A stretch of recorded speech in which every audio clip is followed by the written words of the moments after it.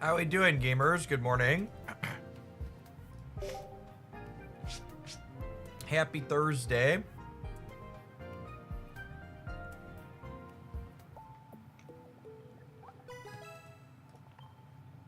Oh no, my packs are maxed. Open, open.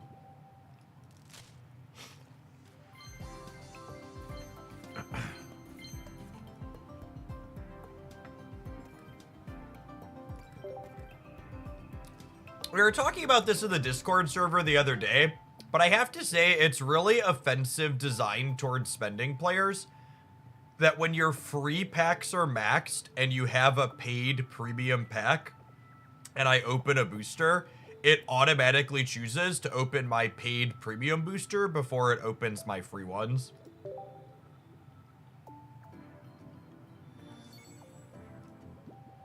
Usually when people are paying for an extra, you want to give them more control than that.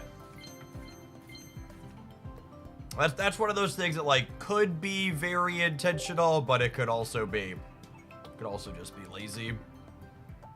God packs are 1 in 2,000, so 0.05. Morning, Zernick.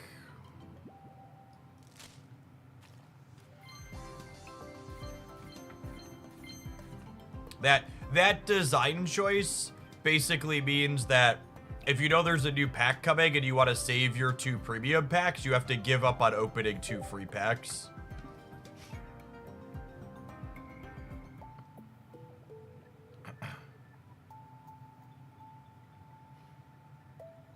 That's weird because the game uses non-paid gold first, at least that's what I remember when accelerating pack opening. So the non-paid gold is using non-paid gold first is actually also less good for the consumer because there's a cap on how much paid gold you could have on your account, and there's not a cap on how much unpaid gold you could have on your account. So it spending your unpaid gold first is also it spending your uncapped resources first. Yeah, when they did a big sale or like extra bonus on the Play Store when this game launched, and I knew I was gonna be here for a few packs, so I like put a bunch of money in as much as it would let me at the nominal discount or whatever it was. I think it was like 5% back or something like that in play points or something. So I put as much as it would let me swipe, and it was like, no, you can't actually buy any more gold. You're at the limit.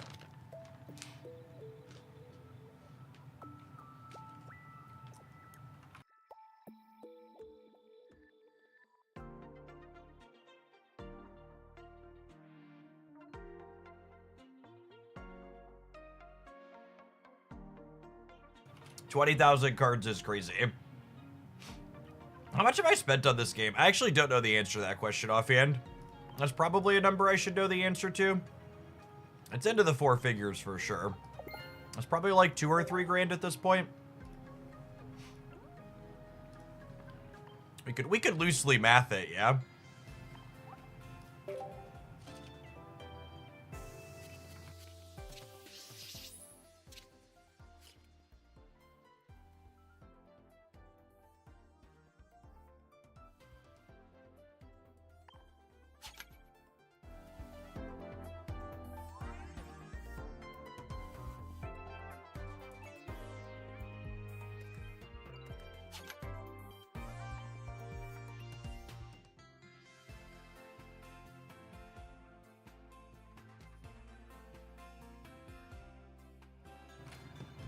What's the math on how much I've spent? Do I want to do this live on stream? Let's ballpark it, huh? So what? I've been playing since October 1st is when we launched in New Zealand, right? Let's just say October 1st for clarity's sake, for ease of math. So that's what? October, November, December. That's 92 days, 123. 151, 170, 171. 171 days times 3 packs per day times 5 cards per pack. And then say what? Let's I like to round up in instances like this. So let's say I've averaged like 6 hourglasses per day, half a pack per day. I mean, is that low? You think half a pack per day extra is low? Because you get 4 for the dailies. Do you think from all the other random stuff they've done, 2 extra across those days is probably reasonable, right? So it's probably another 170 plus 171 over 2, a pack, extra pack per 2 days, times 5.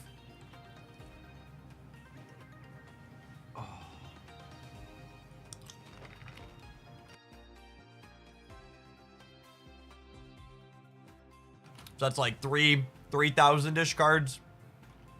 So that's 17,000 cards. Divide by 5 is 3,400.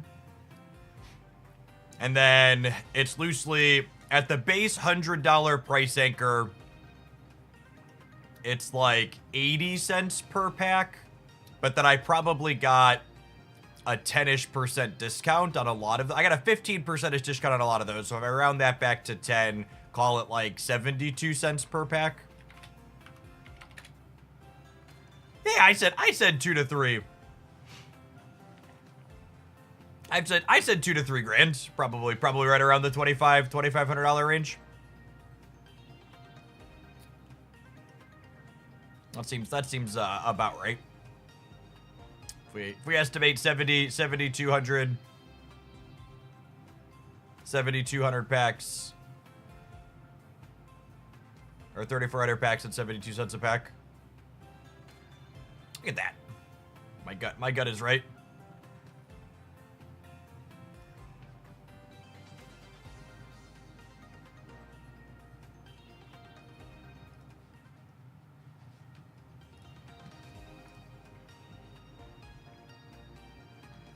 All right, shall we play some games?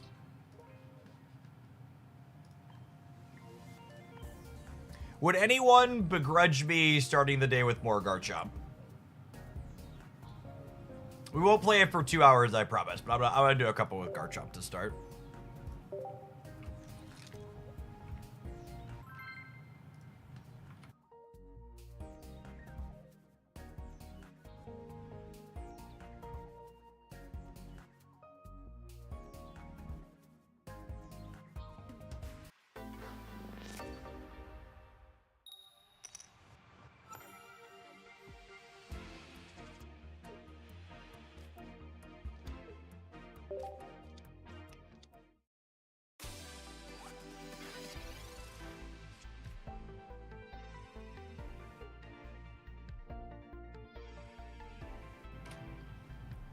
It's Snorlax's biggest fan, chat.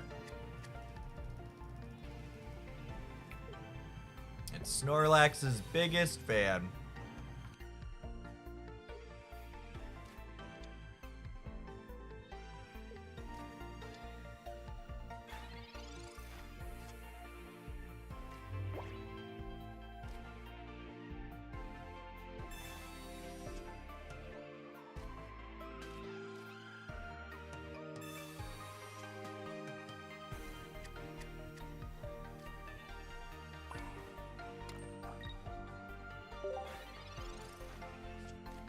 All right, we've got a berry. We've got a Snorlax. Hopefully they put their energy on their active one and we get to get them.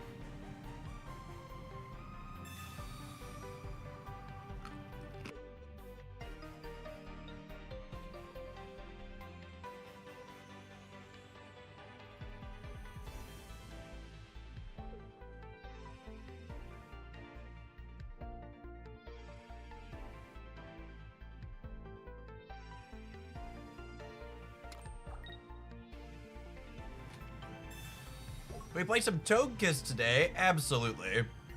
Thanks for the tip, Andy. Something we haven't played in a minute. Sounds fun.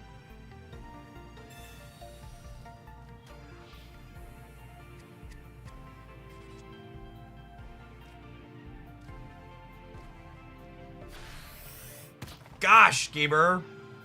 Nice freaking hand scope into red card. What a good use of everybody's time involved. Here's my berry, here's my stage 1. Any other questions, bud? Hey, Pride, thanks for the membership on the YouTube side. Appreciate that.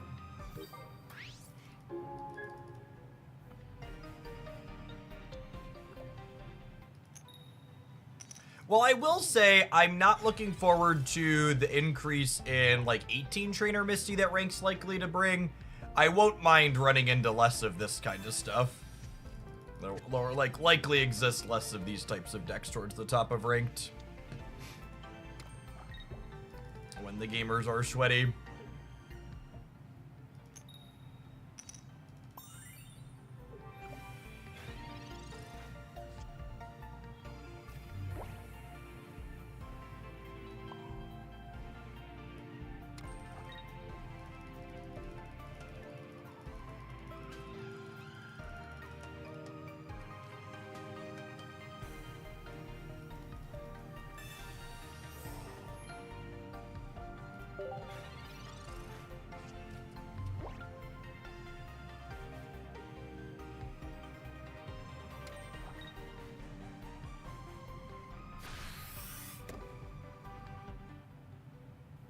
What's wrong with fan roots? You're gonna play extra games? Yeah, just, you know, the reason why I play games like this is to like try and test things and feel like I'm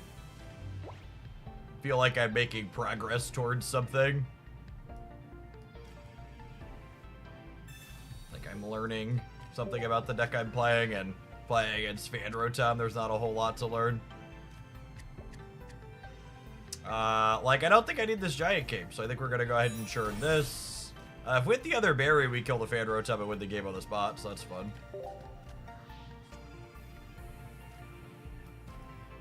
I'm gonna put the energy on Snorlax because this next one's a fighting.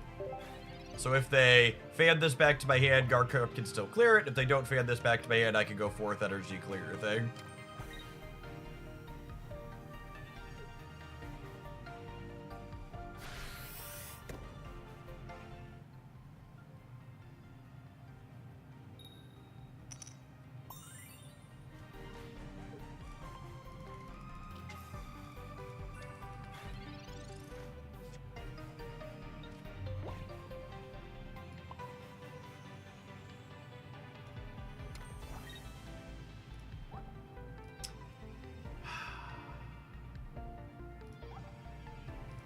I think I'm churning the Snorlax, yeah?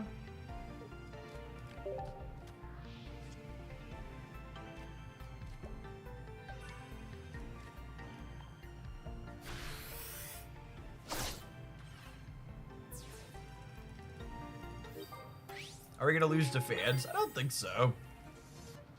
If they keep just flicking my thing back up to my hand, I can literally just keep putting a Gible up and gnaw it to death slowly, yeah?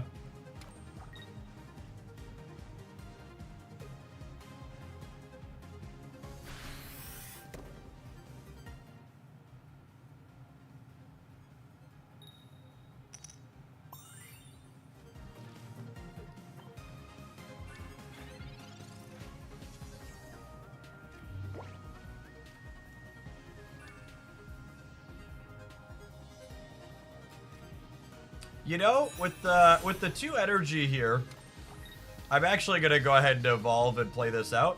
And I'm gonna play the Snorlax out too, just in case they red card me or Mars me, because I assume those are cards more. They're playing more of this type of effect with their hand scope nonsense. And this way, they lose the game on the spot if they don't get rid of my chomps and they flip tails.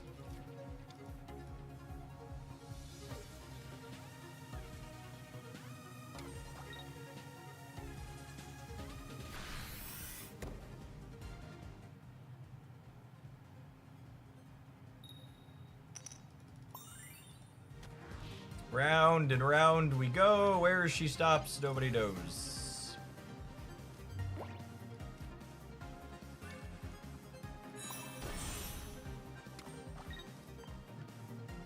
Crack.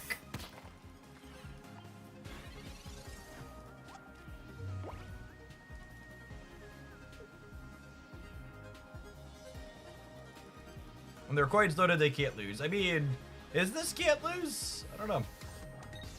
Feels like we're in an okay spot. We're gonna miss at some point, right? It's not like they're doing anything behind this, right? Like, if they were, like, hitting a bunch of heads and, like, building up a stage 2, like, that would be one thing.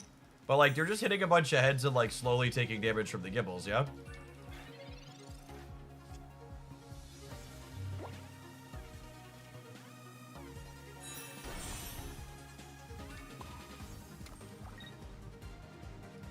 I'm actually gonna go ahead and play this out, so that way if they red card or Mars me, there's one less brick in my deck.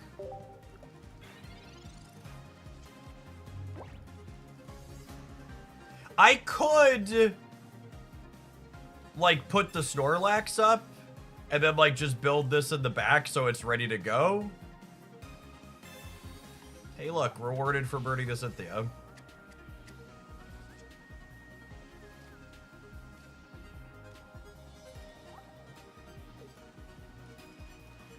I, for one, can't believe that we redrew the Garchomp.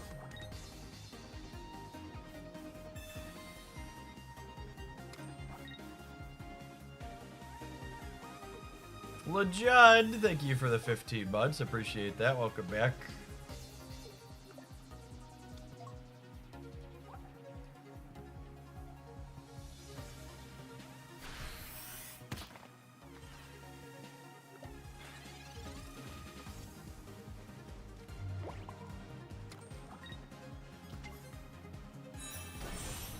They were dead to both chomps here.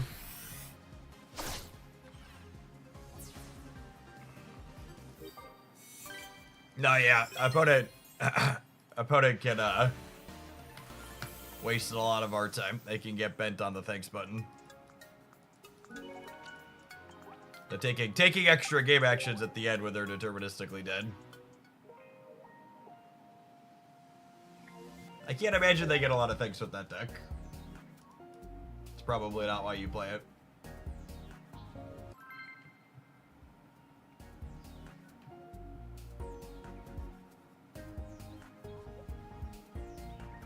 Just sniped the fan with the EX to send a message. That's honestly a good take. Punted that end turn sequence.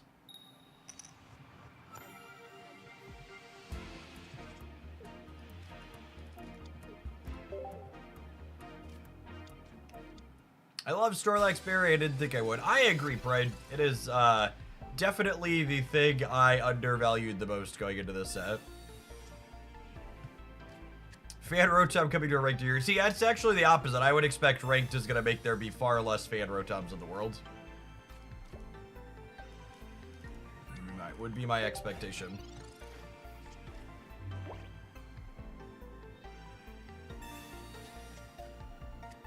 Water Grass Snorlax.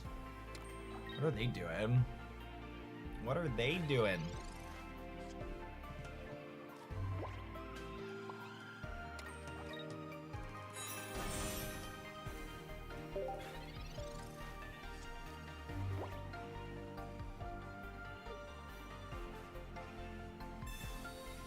It probably Irida, but what would the grass be for then?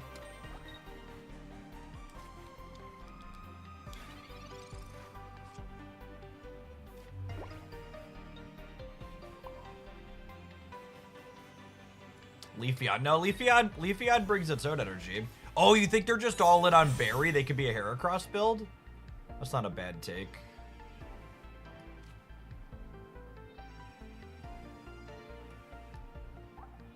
I think I'm into keeping my sustain, although I kind of want to build the second Chomp. Do I bin this? I don't bin this. Finding our way to Cynthia ASAP probably has a lot of value.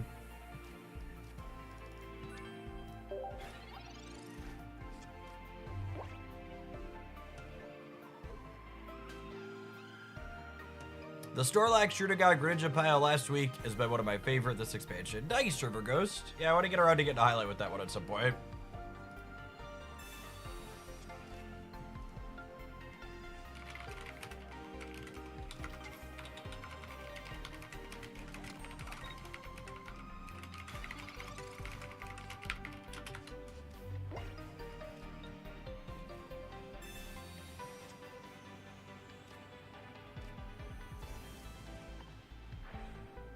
We'll bend the Pokeball because we're out of basics. There's a good bite. Am I just giving this up at this point? I think I am.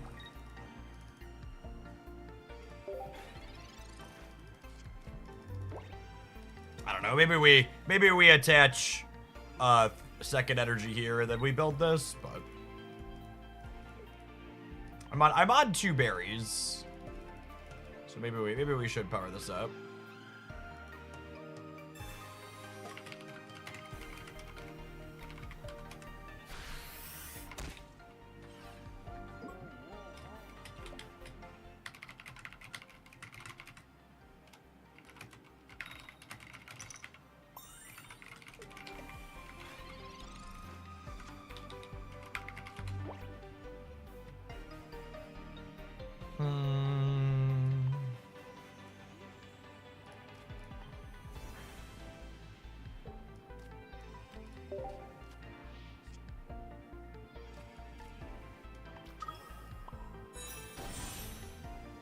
I'll put one here, and if they knock us out, it's not a big deal, I don't think.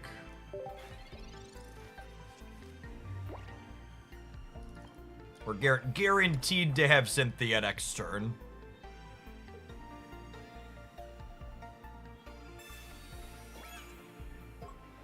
Ooh, that matters. Okay, and they didn't have their berry. So now I get to berry. And I'm just gonna keep bidding things with Garchomp, so that way on the in the event they have like a random red card, it doesn't get me. Am I putting Giant Cape on something?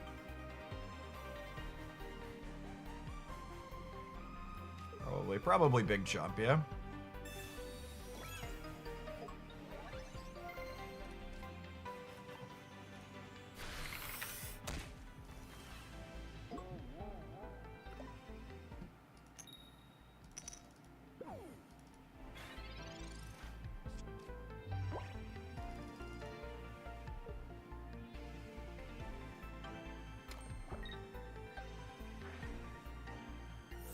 It's possible they just haven't drawn their backup plan, but them being all in on Lax is definitely good for us.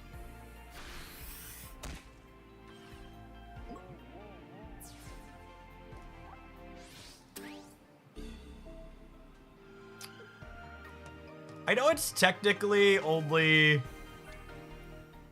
10 extra damage here, but I'm gonna go ahead and use Cynthia as I'm gonna use Cynthia as a Giovanni. Because remember, this one's dragon, not fighting, so it needs the extra to finish here. And this way, they have to have their other berry to attack with this next turn.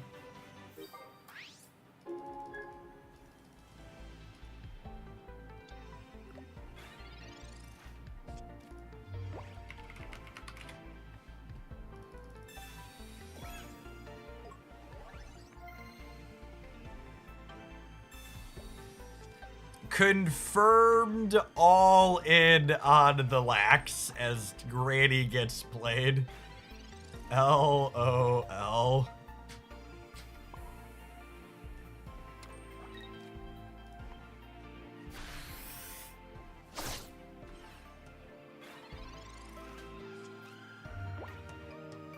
Daddy Chomp's gonna have something to say about that.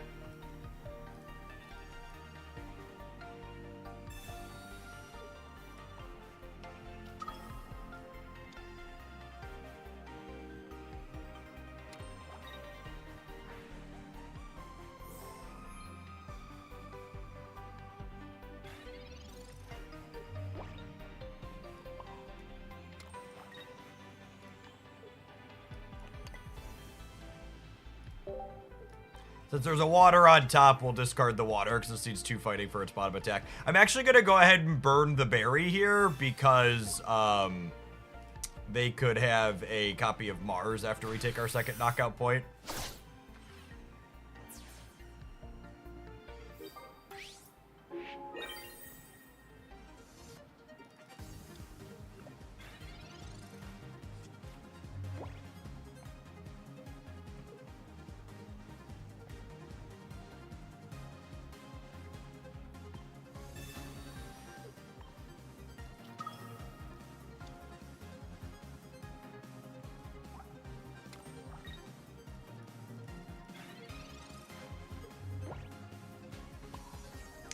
The tires continue to spin, and this time we're discarding fighting because the next one is fighting because I want to keep a water on here for Irina, technically.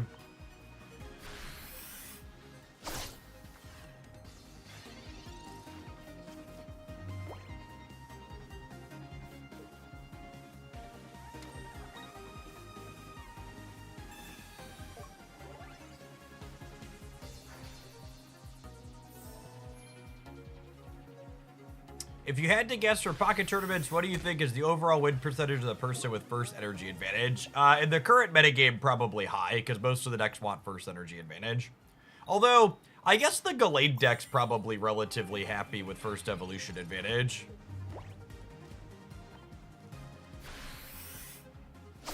But like, last metagame when Executor was the S tier deck, I don't think first energy advantage was necessarily what you wanted to have, so it was different. But Dialga Arceus definitely wants to have first NRG.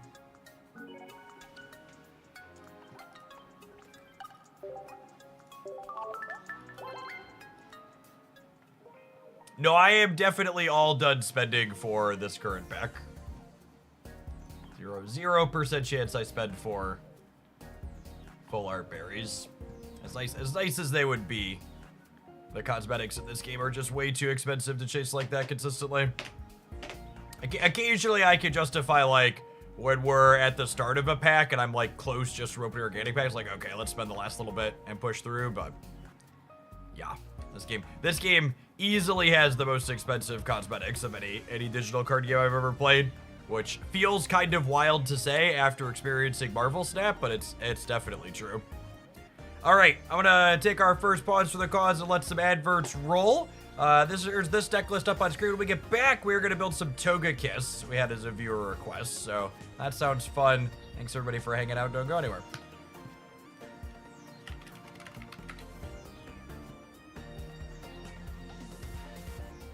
I really don't like just trying to make up numbers off the cuff for something like win rate based on first energy. I'd be certainly willing to acknowledge that, like, hey, it's higher or it's good for them, but like trying to pin down specific numbers is just a fool's errand in guessing. If you're watching on the YouTube side, consider tap the like button on the live stream. It doesn't cost you anything. It helps the content reach some more people. We're still here making pocket stuff. Help other people find it, please.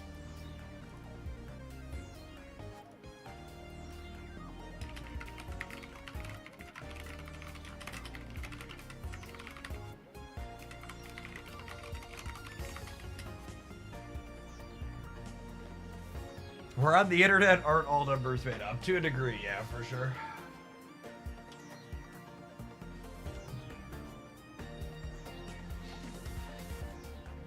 Oh.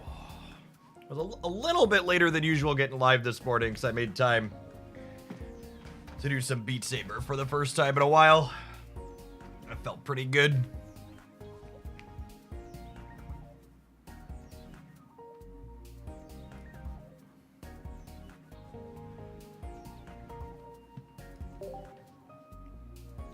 Upper body cardio, underrated.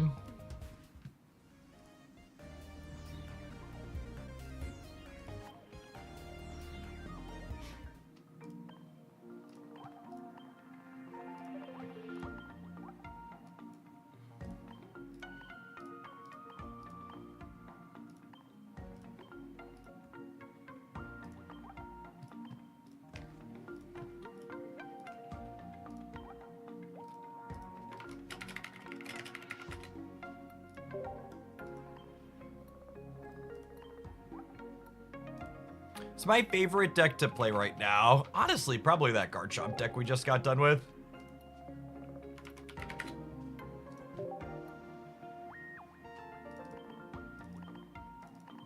I like Chomp a lot. That or Blastoise. Blastoise is also fun.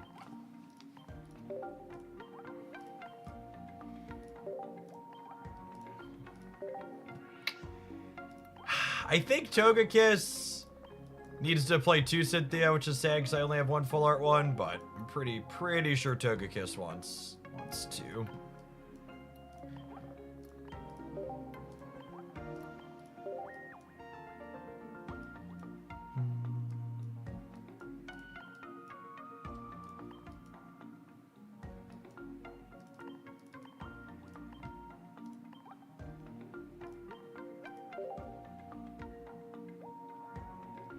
Besides Laxberry, what other surprises came out of this set? I think I was a little bit surprised, especially after reading it during the spoiler, that how incredibly power-crept Arceus was. I wasn't expecting Arceus to be nearly that pushed. He definitely ended up being super, super pushed.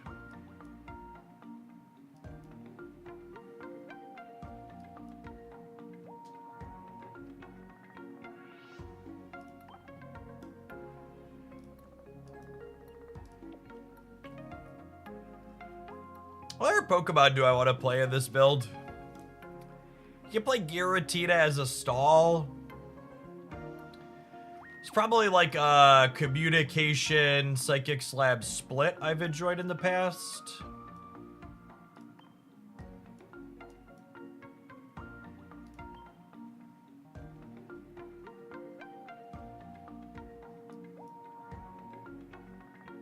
Yeah, the Garchomp Snorlax deck will definitely get a formal highlight here in the next week. Got a little bit of a backlog of things I want to post, but it'll be in there at some point. Yeah, Unknown is a card now.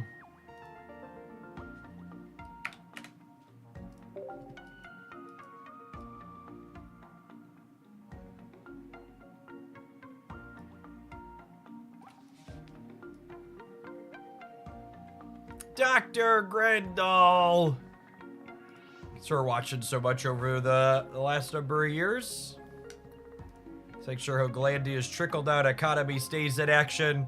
Our next Shillionaire will now only have to spend 999,754 shillings. Someone asked earlier how many Shillionaires we had. 246 times the number it's been claimed, but a handful of those are double and multi-Shillionaires. So probably like 230 unique people or so. Yeah, this is probably worse than playing Sigilif. I agree with that.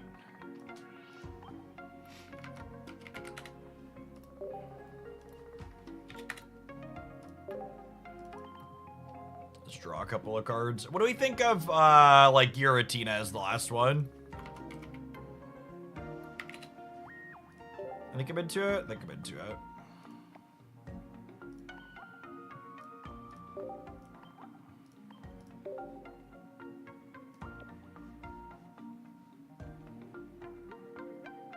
Is this a Sabrina deck or a Cyrus deck? With the Sigilifts, it's probably a Cyrus deck, actually.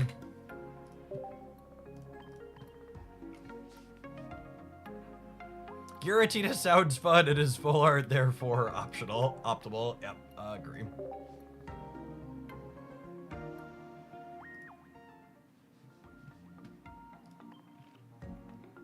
Hard to argue with that logic.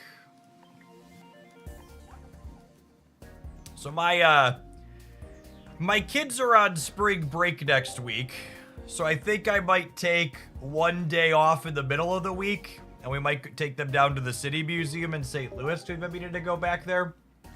So what are the odds that Pokemon Pocket decides to release ranked on that day that I'm planning to take off? High? Odds feel high.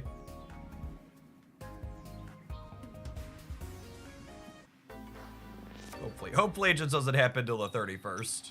100%. You should all thank me for my service.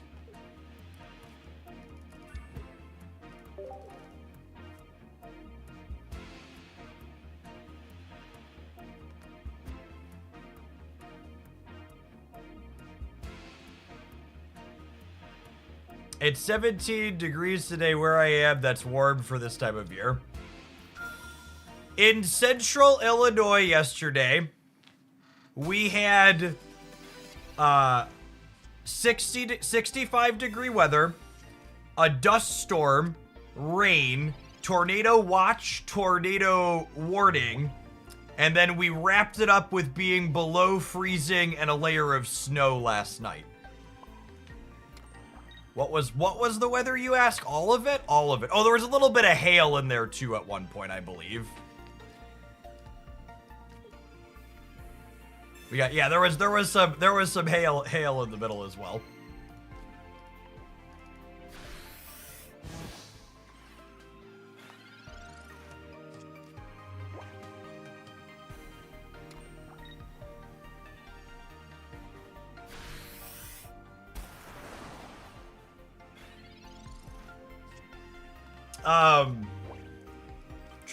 Trigger warning, rise of fascism in the United States. Or progression of fascism, it's risen. It's not rising. Friend of a friend works at FEMA doing emergency weather, progression of fascism in the United States. Works at FEMA doing weather prediction. And they've been given guidance from our current administration that they should not use the word climate any longer.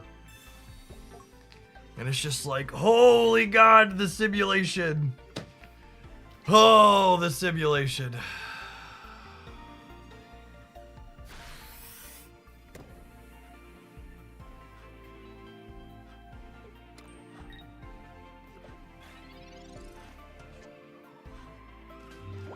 Alright, well, I mean, we overdrive smash this one, and then Cynthia plus overdrive smash clears one in the back, so if we can dodge a Misty Flip, we can dodge a ball.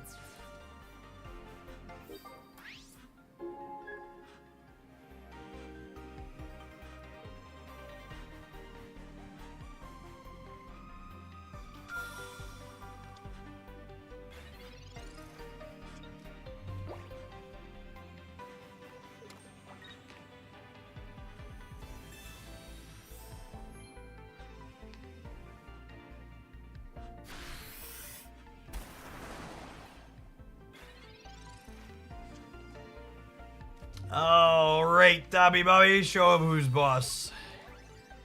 Hey, chat, we don't need other Pokemon. We've got Togekiss on curve. Pick this game up and carry it on its back across the finish line.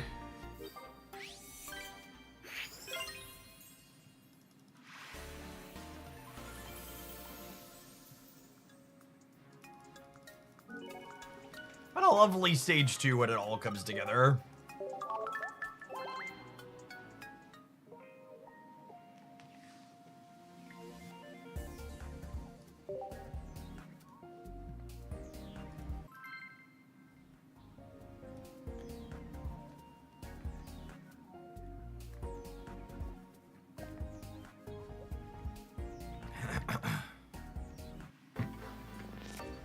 I think this is the best Psychic deck right now. It's an interesting thought. It might be an accurate one. There aren't really any good Psychic decks. And this one's probably fine. Yeah, it's about a 2-hour drive from where I'm at to St. Louis. Depending on where in St. Louis. Where I'm at in Central Illinois, we're like an hour from Peoria and like 2 to 3 hours from Chicago, Indianapolis, and St. Louis, depending on which parts of those cities you're trying to get to.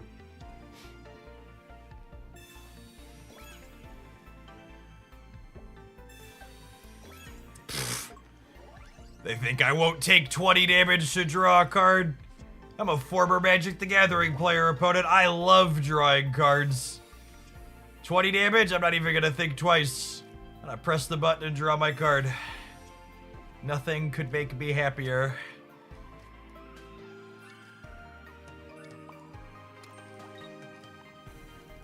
Ka-cha!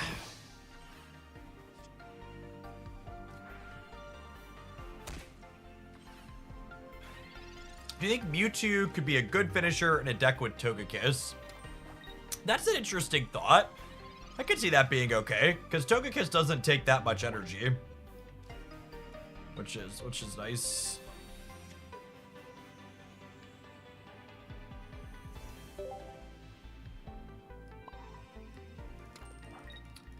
I go down to 40, they hit me to 10. Yeah, that's fine. I was just counting, do I need to cape yet? And the answer is no. I need to find my stage 1 next turn to have a shot here, yeah?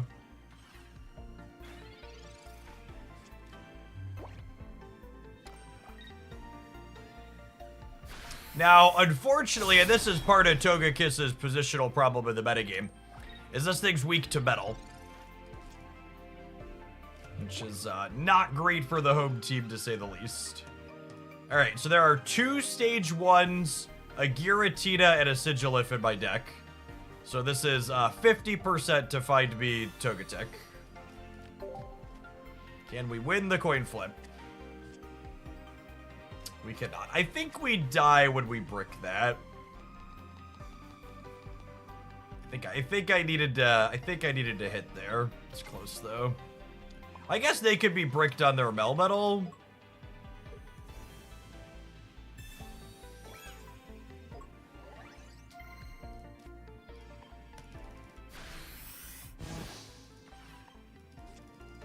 If they brick on Melmetal for a little bit and I find my other cape, we might have an outside shot here.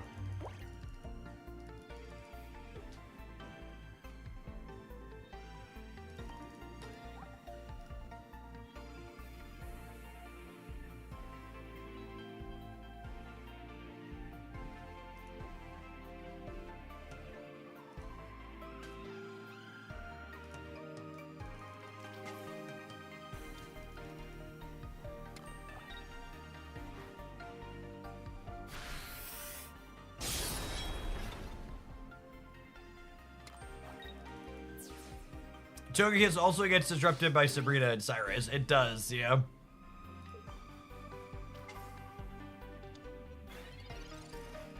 Gabe, thank you for the 1.5 years, almost. I appreciate that.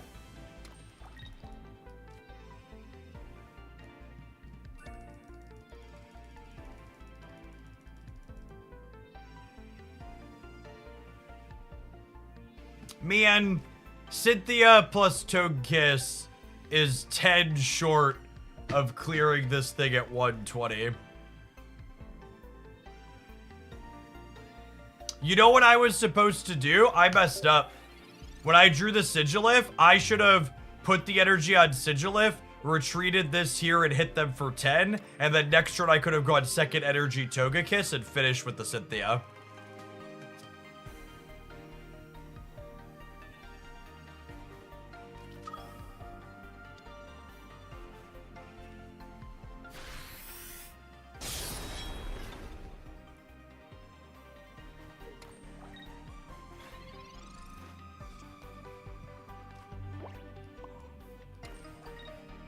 Alright, I'm gonna take that line this turn.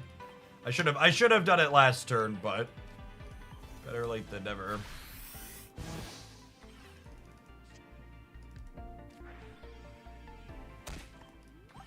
I kinda need to find my other Togetic next turn, yeah?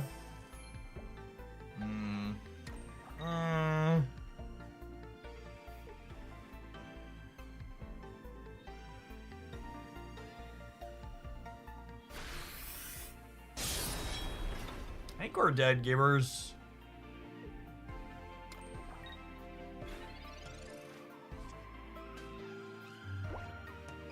Yeah, I don't.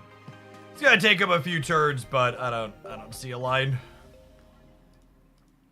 The Rocky helmet means even with a cape, our Togekiss goes down in one developmental.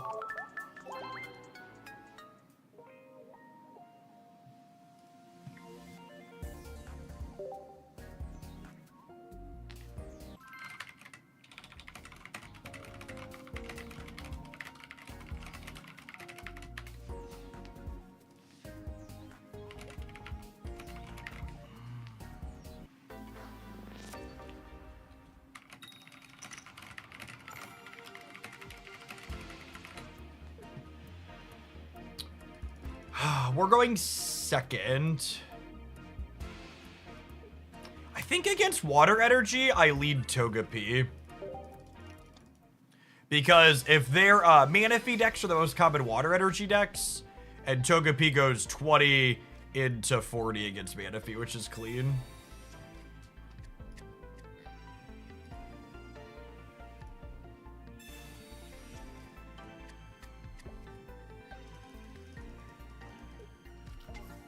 Where's my super effective attack at, gamers? Where is my super effective attack at?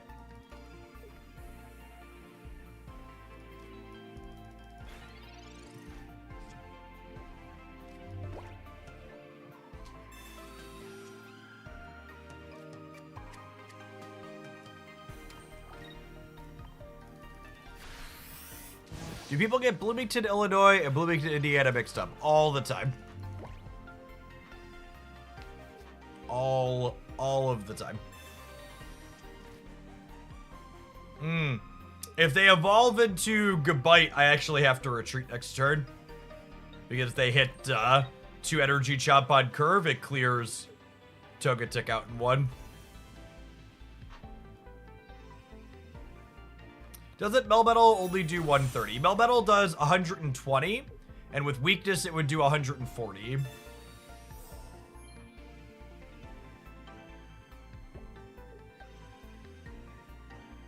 There's a Bloomington, Minnesota? I actually wasn't aware of that one. Alright, definitely gotta go in the face of Chomp.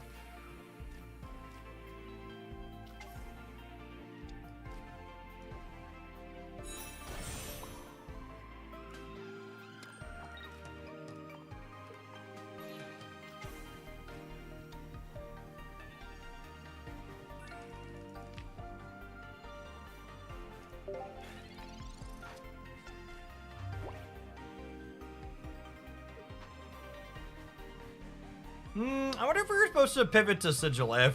I guess we can't attack next turn with this if I Sigilif, though. And there's a chance they go Chomp plus Cynthia, so I want Togekiss to be able to attack next turn, I think.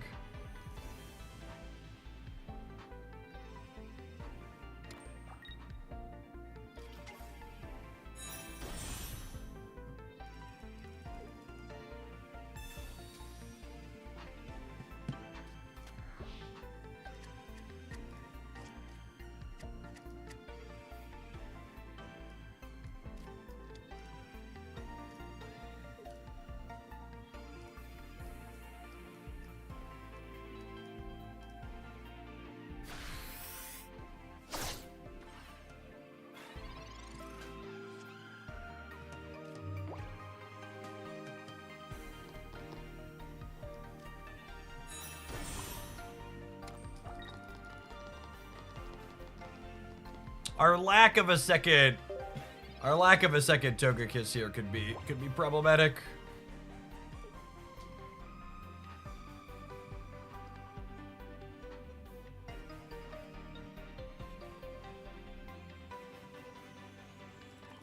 Especially with them having second Chomp. Their first Chomp shearing begets their second Chomp is the problem.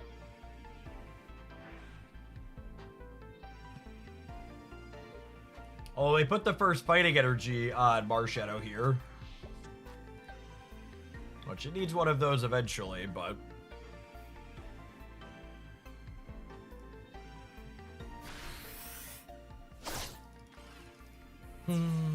So we'll need to put a cape on Togekiss here. So that way it doesn't get cleared by Claw plus Cynthia.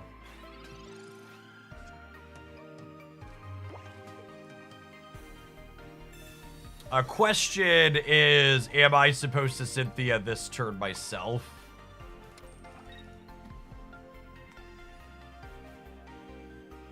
I don't think so. Putting them to 90 means I'm still doing 170 next turn, right? So there's no way they're healing up that high. Or putting them to 80, we do 60 to start. Yeah, it's two shots no matter how we slice it. And if they have some amount of sustain, we can always just Cynthia next turn to get through it.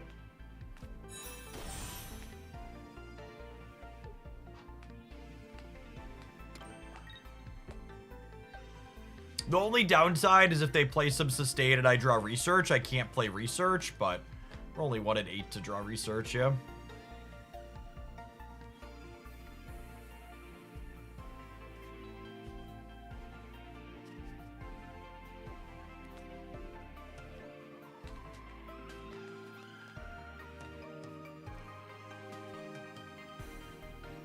Does Sabrina plus sustain get us? They would need Sabrina plus 2 heal 20s, which is unlikely.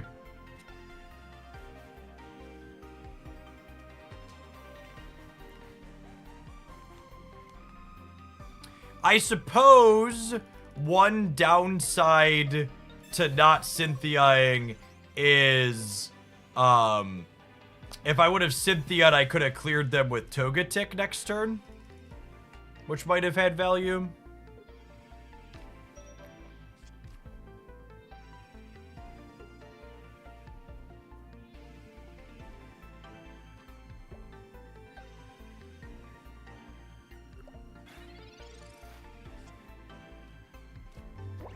Alright, well, now they're cooked because they timed out.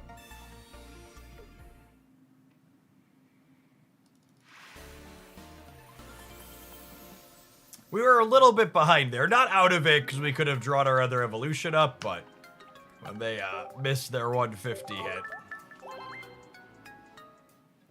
Gotta shear a little faster, gamers.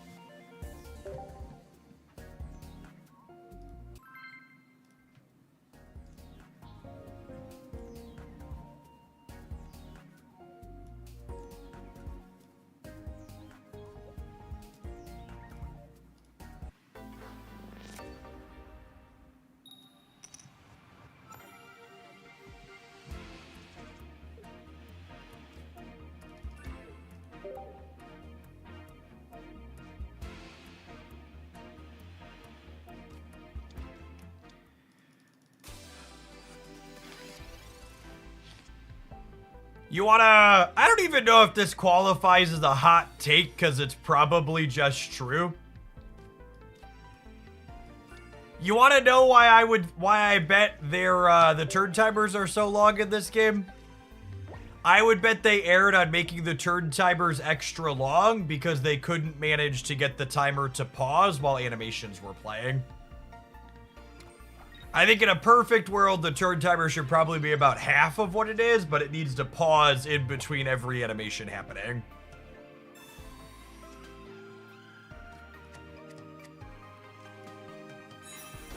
And currently, they just eat your clock.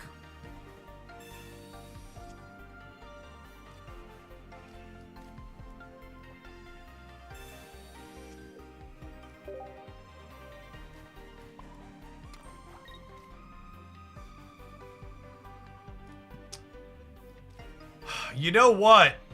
I messed up here. With the Snorlax bearing down on me, I should have put energy on Togekiss this turn instead of this, because I have my full evolution line. I don't really need this card. Now I have to play the Sigilif out, so that way if they berry collapse me, I can put this one up next. It's a pretty big mistake, honestly.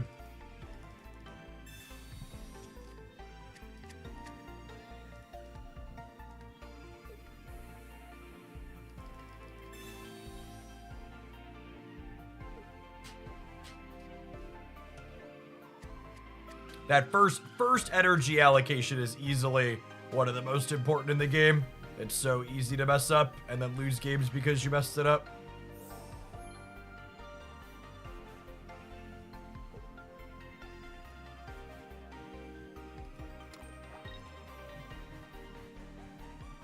Yep.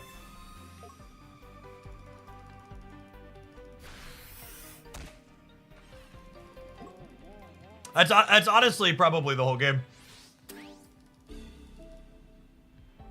Actually, I think I'm just gonna hope they don't have second berry or don't wake up. I don't think I can win this game if I give them another knockout with the Sigilif.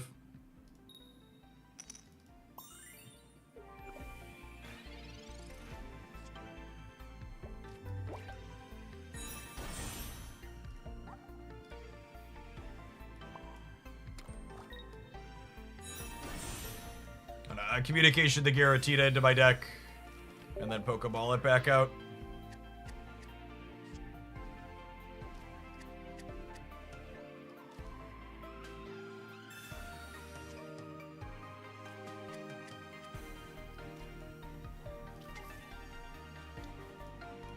I'd be hitting them. If I'd have put my energy in the right spot, I'd have hit them for 60 this turn. And then we'd be clearing them before they could hit us once or twice. And we'd be revved up and ready to go in a pretty couldn't lose situation. But now because of that first energy being wrong, we're super far behind.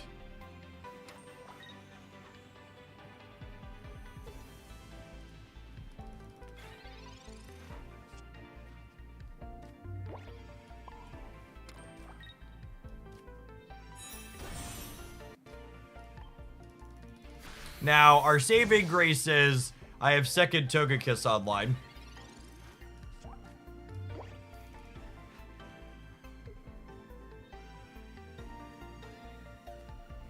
Is there any thought to not evolving so you can bonk it for 40? If they have the second berry, I lose the game on the spot. So I think the answer is no.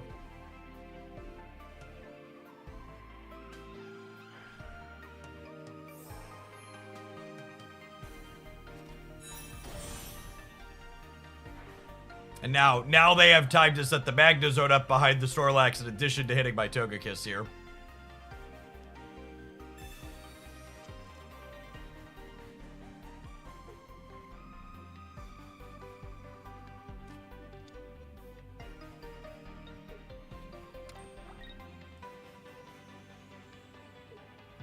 Yeah, we're gonna be cooked.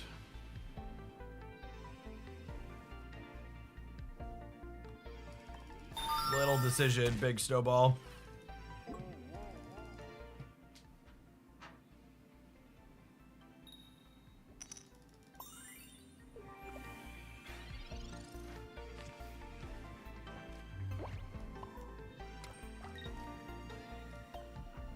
Hey, Chuki. Thank you for the 5.5 years. It's such a long time. Welcome back.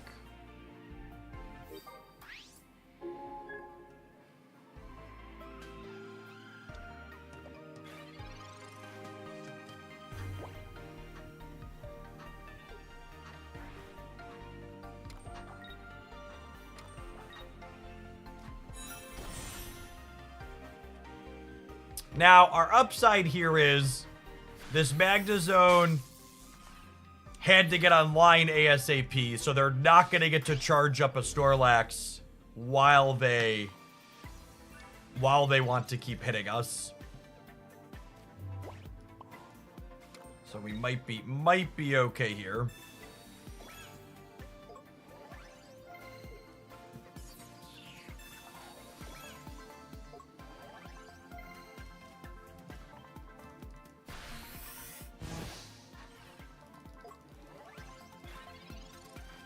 So many destroy decks. Yeah, we might do some Marvel Snap really late in the stream after the 2 o'clock rollover, but I am definitely not playing Marvel Snap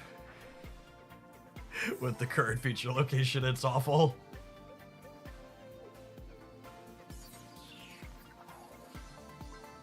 Gosh, we lasted like 50 minutes yesterday, and I was like, I'm over this. Next, please.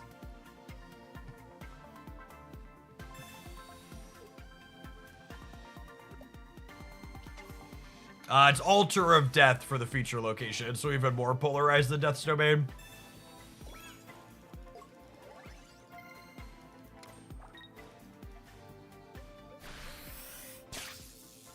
Okay, and I think Cynthia gets us across the finish line here. Despite our early mistake. We get to clear Magnezone, and then second Cynthia lets us crack for 170 next turn.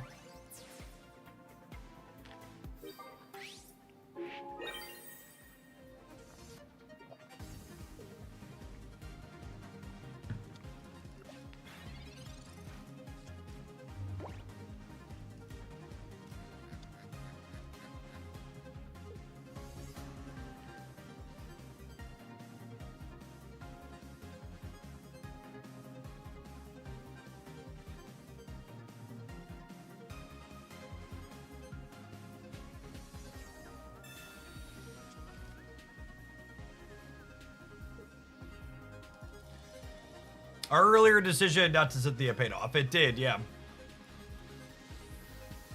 Although, to be fair, I think we were still winning this game even if we weren't winning it exactly next turn.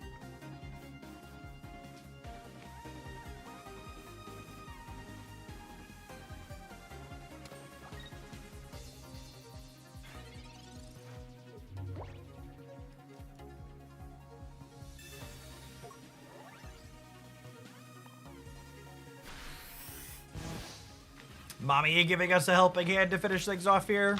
Lovely, lovely.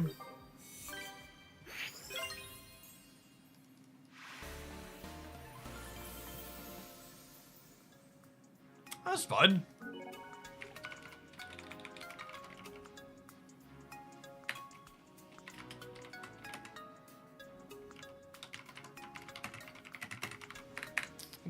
Let's take an ad break, and I think we're gonna play some more of this when we get back. It's been a good time so far.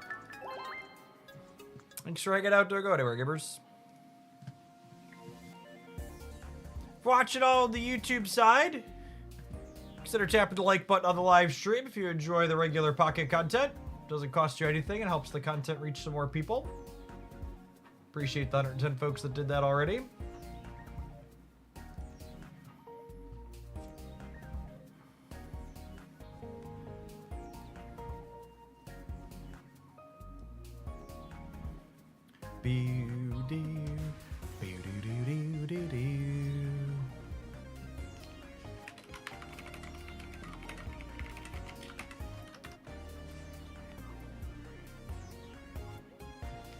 Takius, thanks for the 22 months. Appreciate that. Welcome back.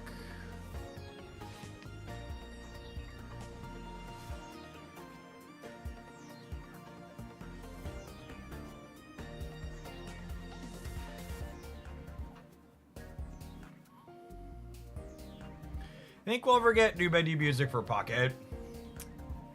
I'm gonna be honest, my optimism for extra features that aren't like explicitly known is pretty low. The fact that we've gotten like 0 QOL updates in 6 months is kind of discouraging. So we're gonna get ranked and there's gonna be changes coming to trading, but outside of that, I'm really only expecting just new card releases. I was optimistic when they dropped that like we'd see improvements to like the deck editor, but it's still just like the same crude thing it was when the game launched 6 months later.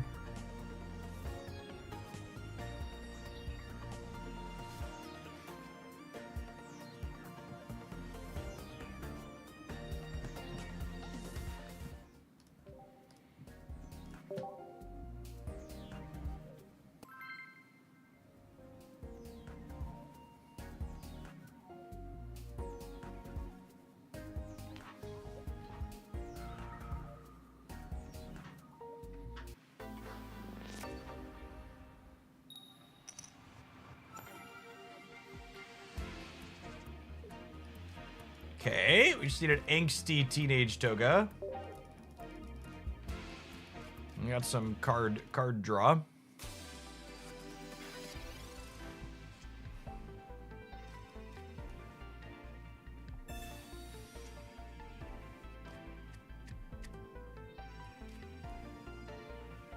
That works with communication. Okay. Honestly, I think we might just set up double Toga here. Chill on the communication. Generally speaking, you want to wait to play communication until you need the cards you're searching for. Because if I draw, for example, a Sigilif or the other Togekiss next turn, it makes this more likely to find the Togetic that I'm looking for.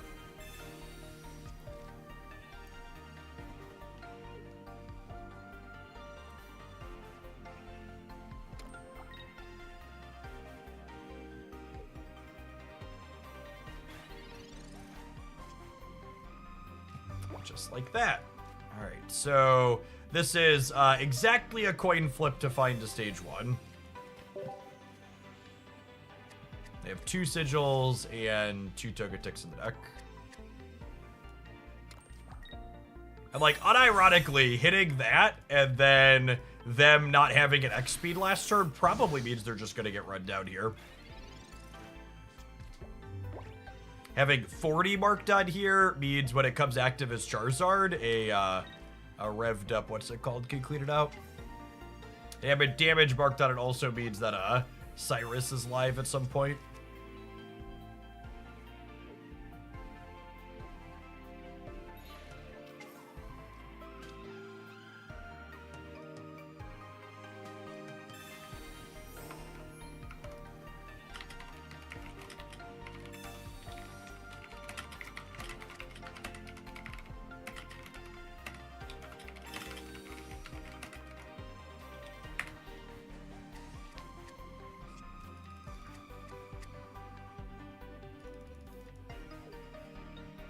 You can dance if you wanna. Oh, they missed Charmeleon. That's really good for the home team as well. So opponent had first energy advantage here, but they're fumbling a little bit now. And we had first evolution advantage, which is something our deck is relatively happy to have.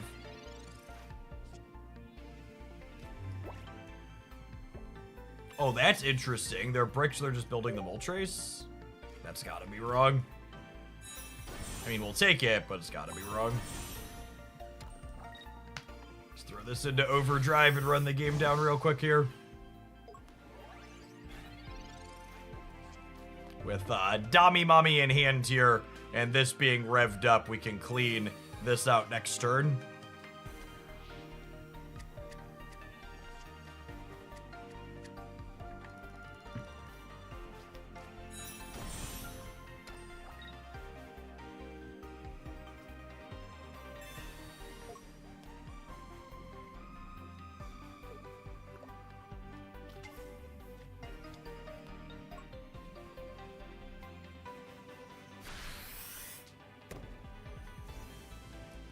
Cyrus wins the game on the spot because we marked damage on the Charizard, the Charmeleon earlier. Ooh, how do these coins go? Well, with coins like those, we're good regardless. Cool, another mommy. Let's show them full art, mommy. Crunch.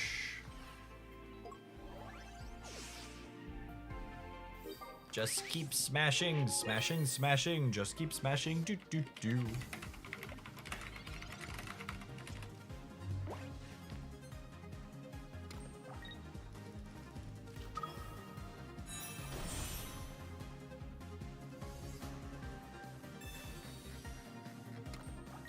Oh, Dawn is cheeky. They're 2 turns off and doing it again, though, yeah?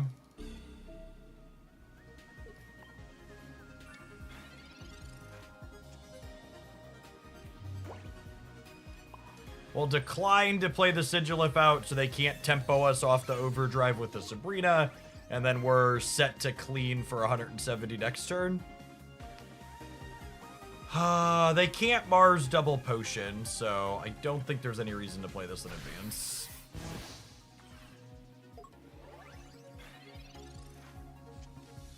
Assert our position as the superior stage 2 Pokemon.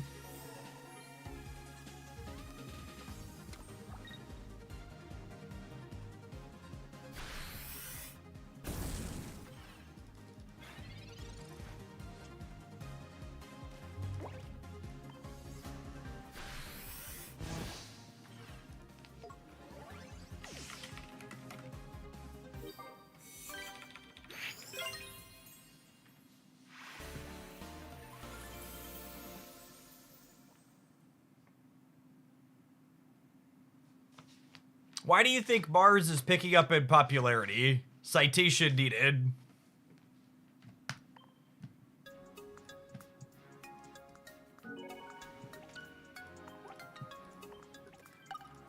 I think Mars, very similar to Red Card, is a card that has a strong emotional bias in favor of playing it, because you could always talk yourself into this felt good and had an impact, and you don't actually get to know when it did functionally nothing or made your opponent's hand better. I also think replacing one of your utility slots ultimately is not going to necessarily cost you that many games. So even if you're misbuilt by one utility card, you're still going to be able to win plenty.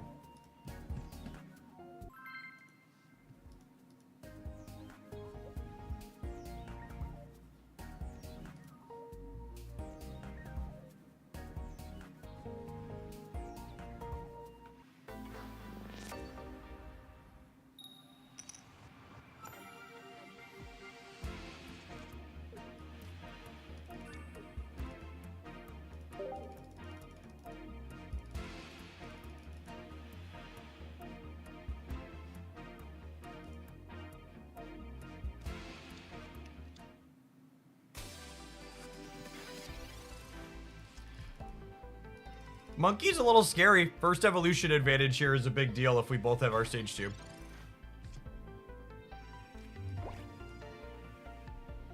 Although if they brick their stage 1, Togepi into Togetic lets us clean them out.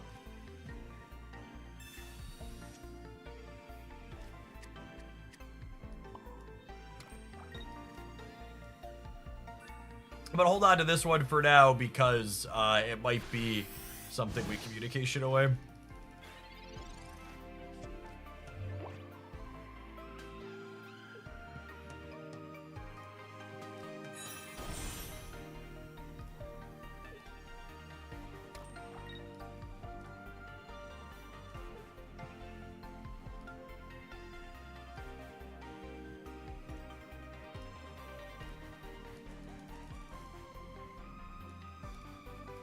Right, so they had their evolution.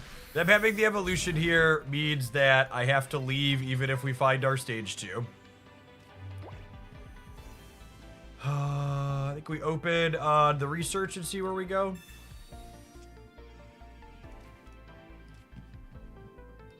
Their Togepi's not bad.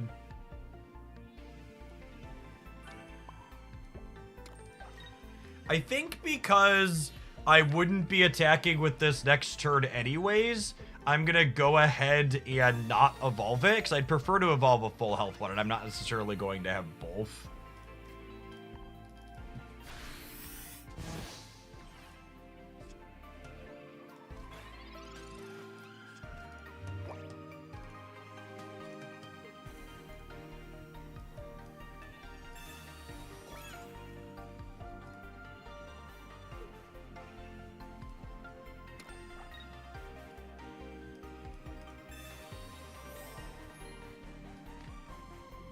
Rocky Helmet makes our hits a little bit worse here. They go 30, I take 20, they go 30. We'll probably put our second cape on here. We're playing slab this deck. We have 1 slab and 1 communication. That's been the split I've enjoyed in this archetype. I think communication is generally the more powerful card, but it has a little bit more of a cost associated with it. Ooh, this is punishing for not playing my Giratina out.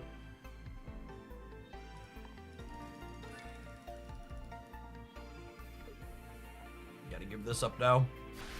I don't want to let them mark damage on this one because then it dies in 1 to Infernape.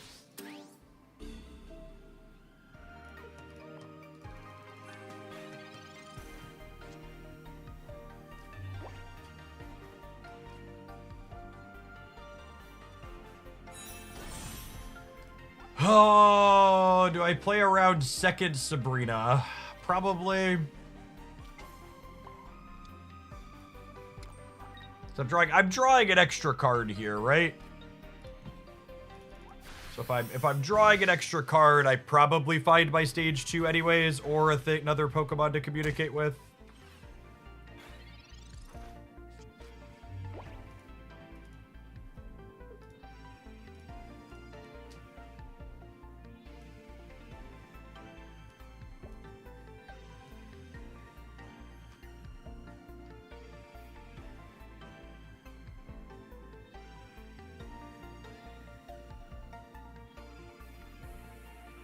If they evolve here, they can't deal damage without losing their energy. But if they don't evolve, Togekiss plus Cynthia clears them on Inferno next turn.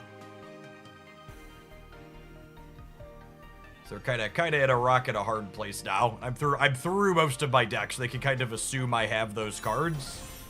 So it feels like they're kind of committed into taking this line.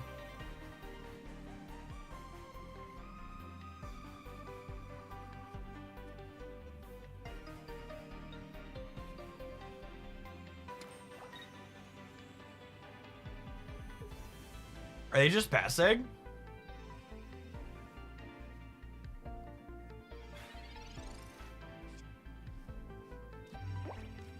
And at the same time here, I can't put Togekiss up because I'll get knocked out. So I think it's this, and now we build Giratina to threaten the spooky shot. All while just kind of hoping they keep bricking out other options. And remember, unfortunately, my Togepi got cleared because I failed to play around to Sabrina early. So I can't build a second Togekiss. So this is my only finisher here. All right, there's another basic for them. Just gonna give them some flexibility here.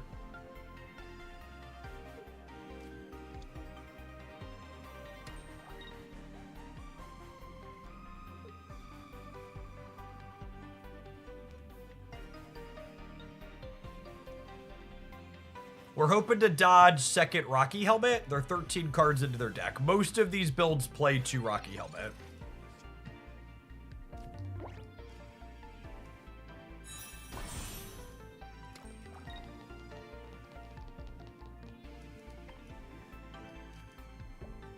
I was gonna burn some of these cards to make red carded Mars a little bit less good. Just in case they have them, we can play around them, we might as well.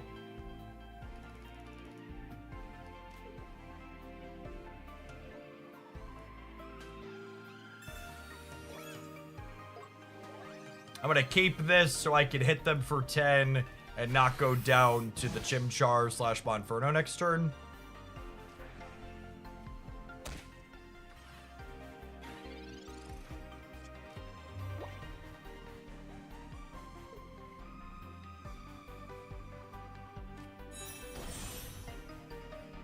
I think we're going to be cooked, gamers. I think that failure to play around Sabrina in the early game, meaning I can't set up 2 Togekisses, means we're just going to be too far gone.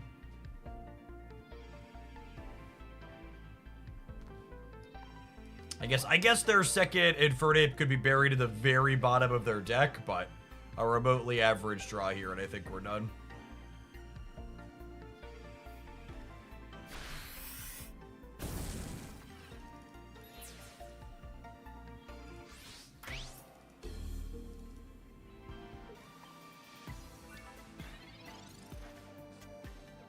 Guaranteed to deal 70.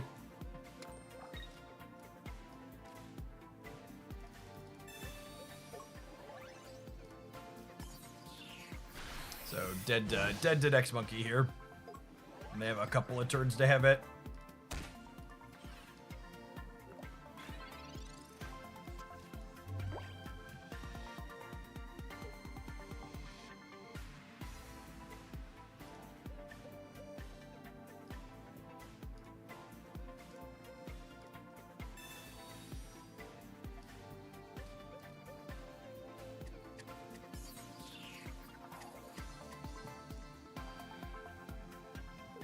Am I dead yet?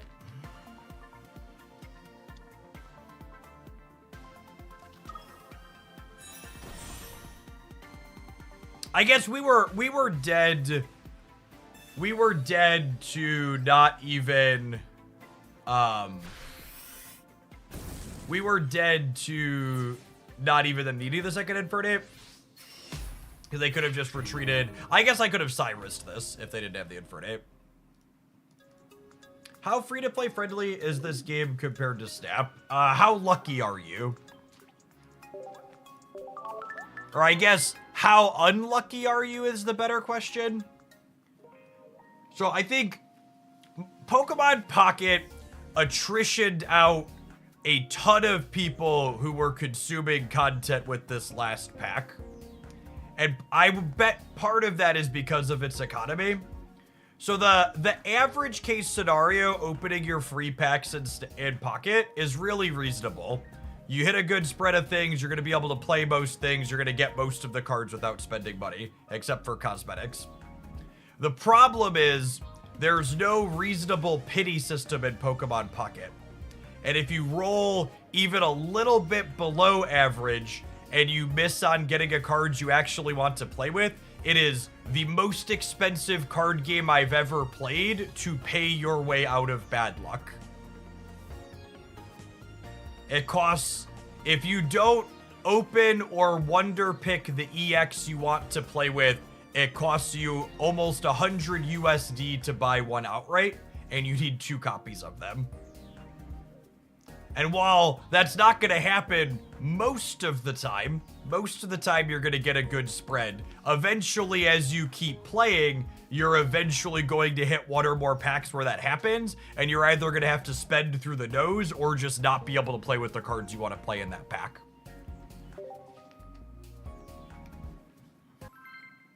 I'm on 5 Leafeons and 0 Arceus. Yeah, I think this most recent pack, I would bet a big part of the reason why we saw so many people attrition out of consuming content is this pack creates the biggest loser range of any pack we've had, because if you don't open Arceus, the other 4 EXs are mostly worthless in this pack because they're just not very powerful.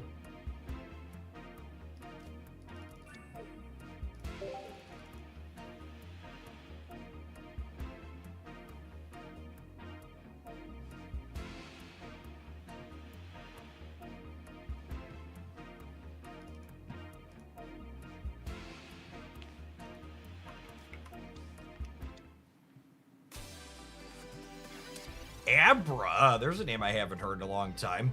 Alakazam is not particularly good against Togekiss. It only does 120 when fully revved up.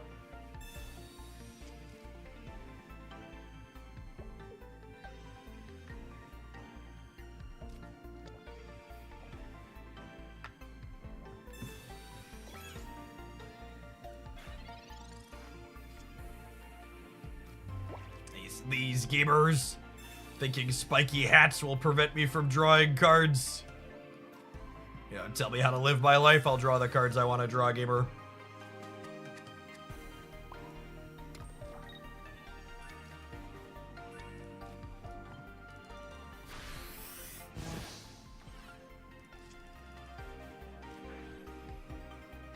Have you tried the Magnezone Arceus Manaphy build with Dawn to accelerate? I've not. We should do that at some point.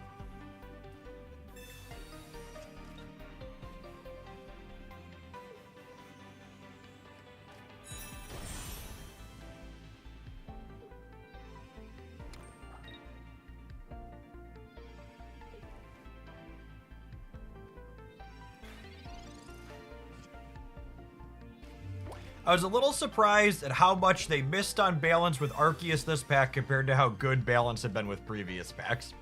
It's funny, I watch a good bit of content too, and there was a creator who's newer to the card game space. I think Pocket's their first card game. And they made a comment on one of their videos about how game balance could be a little bit rough early on, but as they add more cards to the game, balance is bound to get better as the game ages. And it just made me chuckle. It was one of those like, oh my sweet summer child type moments. Because just like, speaking from a deep amount of experience, card games tend to get less balanced with deeper card pulls, not more. It is much easier to get balance right with a 300 or 400 card pool than it is a 2,000 card pool.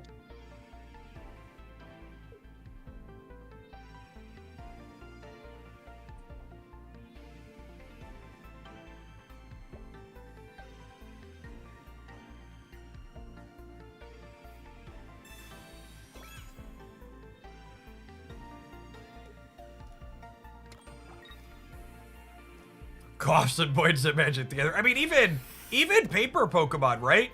Like if you go and look at the decks in, if you go and look at top tournament results for paper Pokemon, a lot of those don't look great. Just to like TL, just like to be blunt, they're not very diverse, I guess I should say. I'd rather, to be more specific, than they don't look great. I was talking and clicking here. I'm going to blame the economy talk.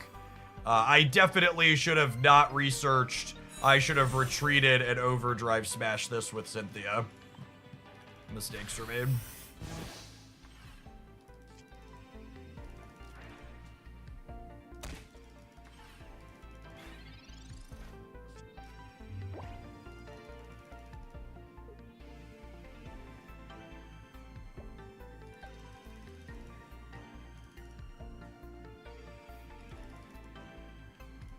Balance is part of the reason why rotation is a thing. Yes and no. So, rotations exist in most card games because they allow you to move things out of the metagame without having to power creep them out. And that's not to say power creep still happens in a lot of those games. Like, it's not something you wholly avoid, but you work around it a little bit by...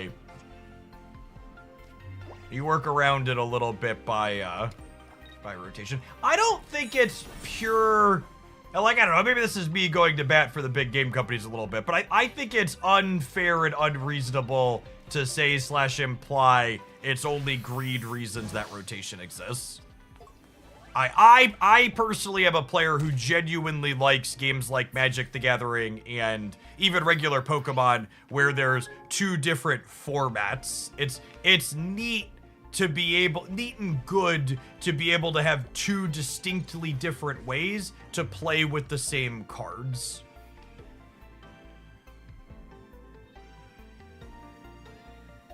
I think that tends to be a positive for the player.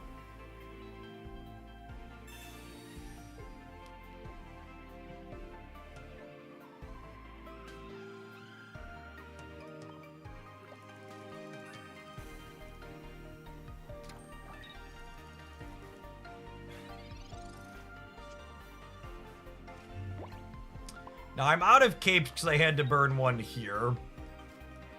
But I think we still just take this knockout.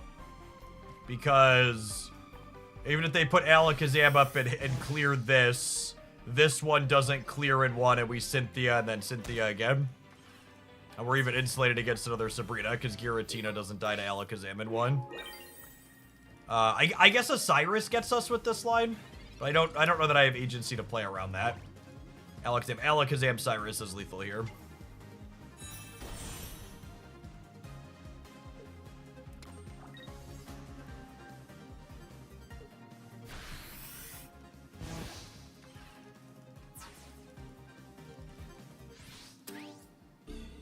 Oh wait, I said it's lethal. They only have 1 point. My brain shortcuts to Togekiss being worth 2 points because it just hits so freaking hard.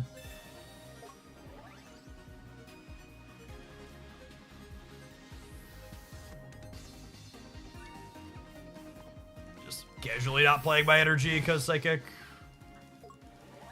So no, I misspoke. We are actually not dead to Cyrus. They only have 1 at the moment.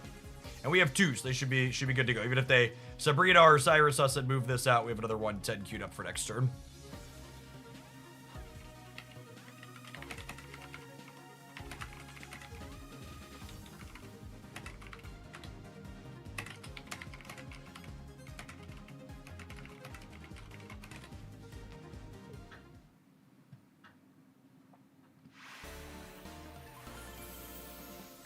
Marcel Lior, thank you for the baker's dozen. Appreciate the 13 months. Welcome back.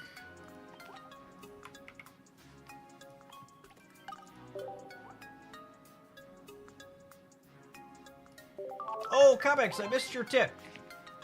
Could you build around an Infernape with a Pokemon you haven't paired it with before? And there's nothing new that you want to pair it with. Just do your favorite build. Sure. Yeah, we can give a think on other things to do with Infernape. There's probably something there to poke at we haven't done before. Yeah, we're playing 1 slab, 1 communication in this.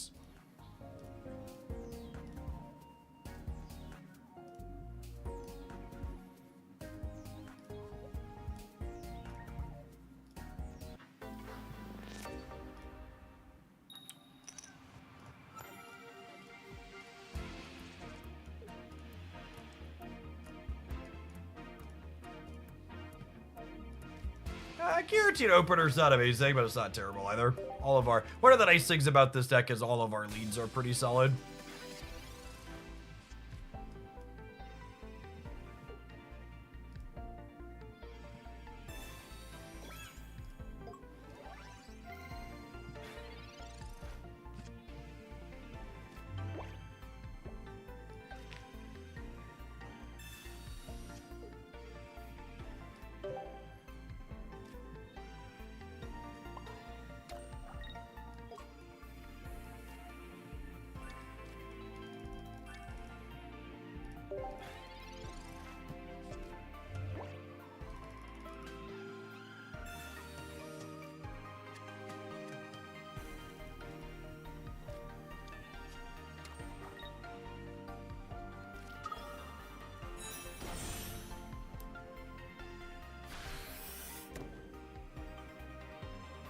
Yeah, Zernik, I'll be interested to see what they do in terms of balance with this game once the ladder gets queued up. I think one potential real upside the addition of the ladder could have to the game is maybe it'll force DNA to take a little bit more careful balance approach. Because they're almost assuredly the ladder system is going to make people sweat a little bit more.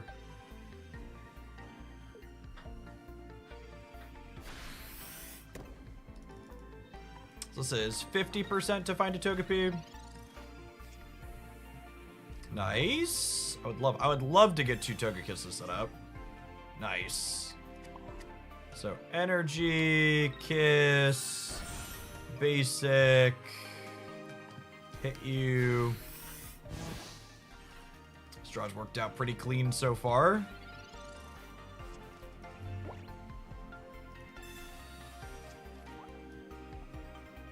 This rainbow is so pretty.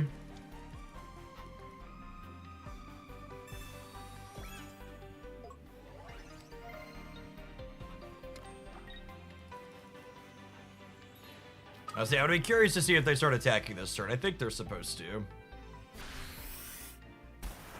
Take their first knockout.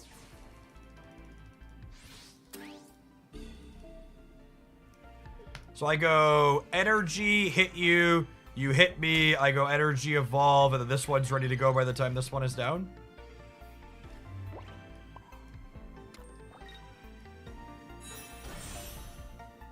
Oh my goodness. Oh, that's so sad. This is going to be such a good game, too. Speaking of stark lack of quality of life features, we were just talking about this in the Discord server this morning, how frustrating the incredible lack of undue energy attachment, especially when you're playing on mobile. It's so easy to fat finger the energy out. And if your energy doesn't trigger something like Dark Ray, for example, there's absolutely no reason other than bad or lack of UI that it can't just have an undo energy placement button for moments like that.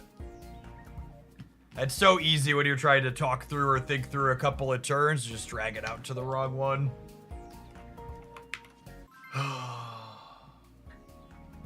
It's sad. It was gonna be a good game.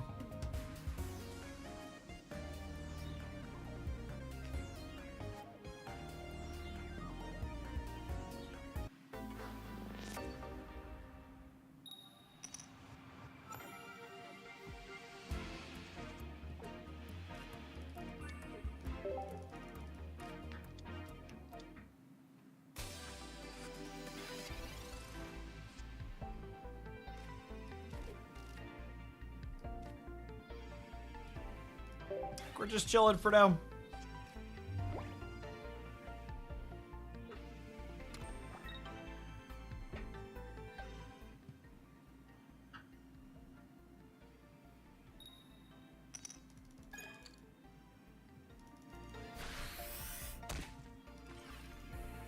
We draw like communication. We might throw it back for a Togepi. Since we have another thing that we can communicate now, we'll go ahead and play this out.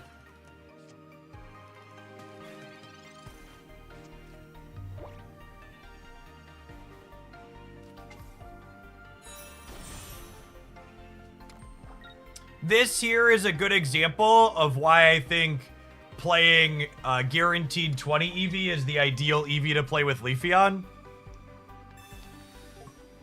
They have a Giovanni, so it doesn't matter, I guess, but they wouldn't have had to burn a supporter or have a supporter if they would just play the more consistent EV. I'm so sad my energy misplaced ruined a really good match. It's gonna be close and interesting and just...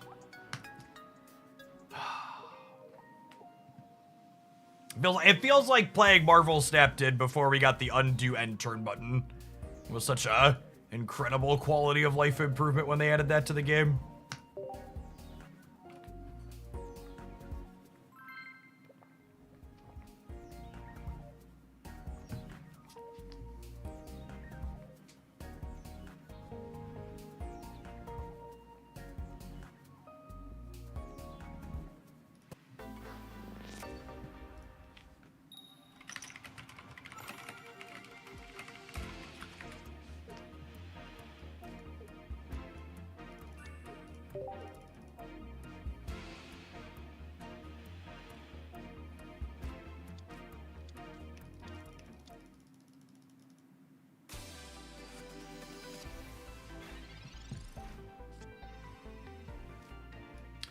Togepi! Please, Togepi! Lovely. Lovely.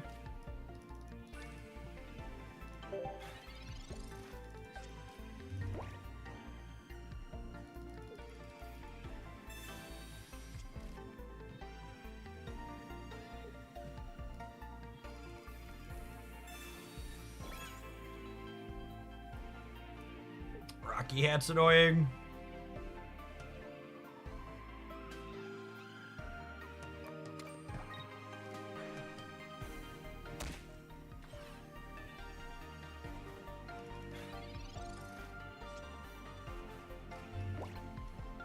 I mean, Tempnite, did you not listen to anything that I just said? Like, I think I made a pretty clear point about why undoing an energy would be fine. Like, it's not like me dragging an energy to my card impacts anything on the board most of the time, or impacts a decision my opponent's making in the moment. This is a card game where my opponent's not taking game actions during my turn. So again, unless Nightmare Aura or something is triggering when you drag the energy out, there's no real reason why you shouldn't just be able to have an undo function for a small mistake like that. And just being like, well, tough shit, mistakes happen as part of a game is so nonsense. It's big eye roll, don't be a gamer energy.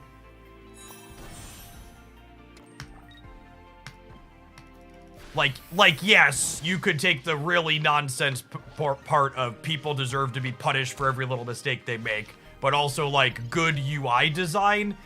Part of good UI design is making sure that the UI enables the user to do what they want to do. And the dexterity problem, past just brain farts when you're talking through everything else, is the dexterity element on mobile, where like you have a Pokemon in this third slot here and you drag an energy to the front and it accidentally drops on here because of your finger, is just like, that's extra awful.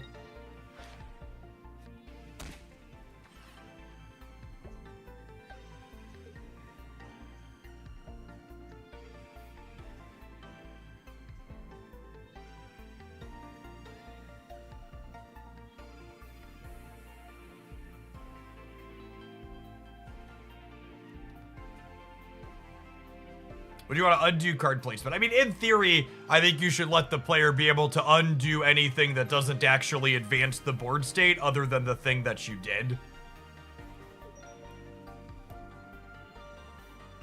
This opponent, thoroughly disrespecting Dami Mami and about to be put in the ground for doing so.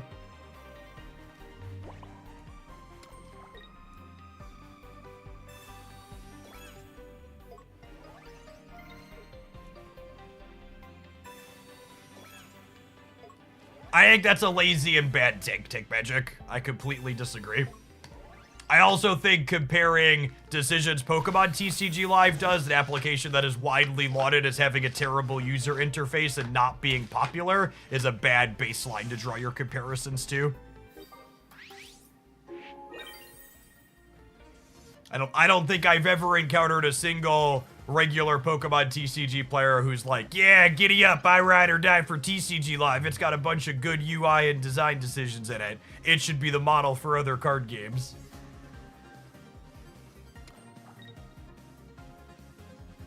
So that's one of those, like, equivalence fallacies that gets brought up a lot. Like, this other thing does it bad as well, so it's fine that we do something bad. It's like, or we could just make it better.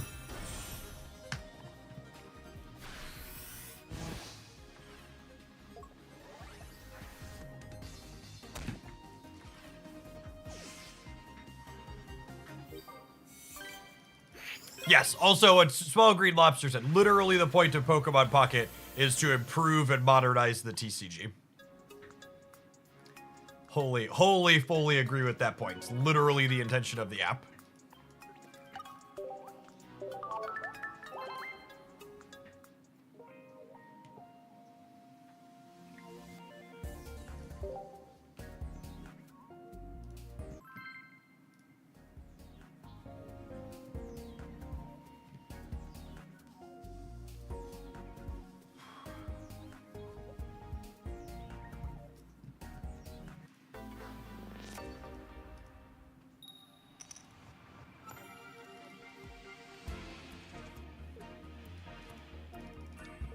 I will say one of the things I enjoy about this deck is not feeling immediately sad every time we're going first, just because Togekiss is sweet when we have our evolution lines.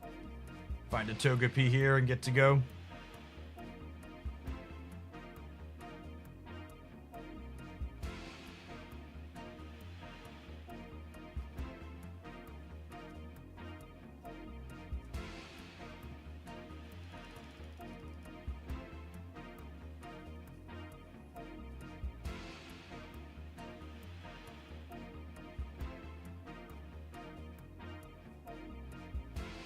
I don't think our previous opponent was guaranteed to win if they took a different line, but they were less likely to lose.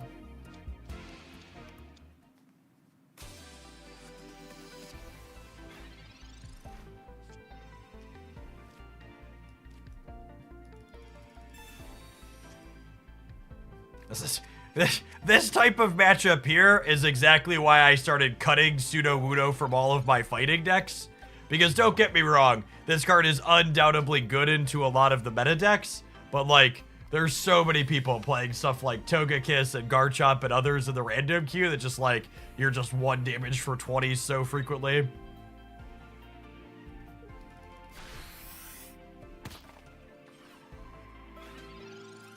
What's the best deck that doesn't contain an EX card that's competitive right now? The fighting deck is exactly that, yeah.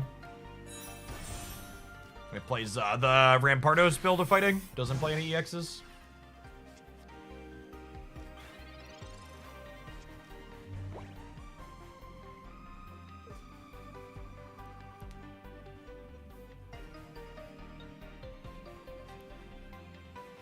The saving grace on Sudowoodo is when they have Lucario here. It does 40. One nice lineup here for us, though, is Sigilif getting in 2 shots for 10 means that Togekiss overdrive smashes to clear it without Cynthia. And without them having a fossil here, I think we're going to be in a pretty decent spot.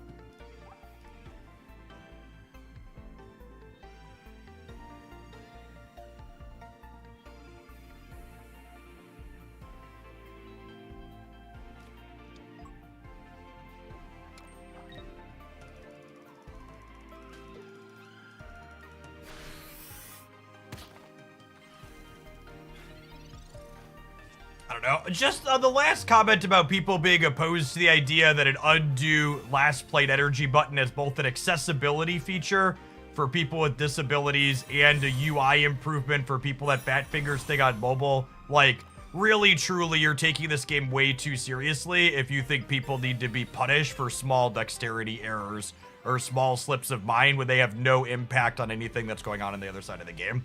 I would really encourage you to maybe develop a little bit of empathy and put yourself in someone else's shoes rather than just be like, no, everybody should be punished. You must be perfection. This is my Pokemon mobile game.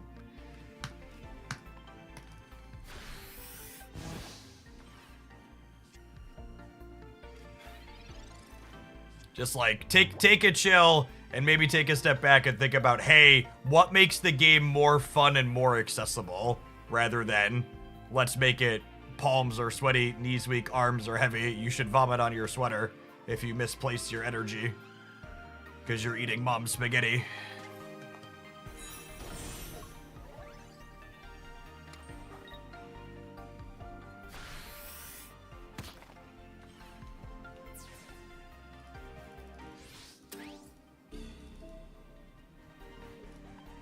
All right, Togekiss with a cape survives a double Lucario Marshadow hit,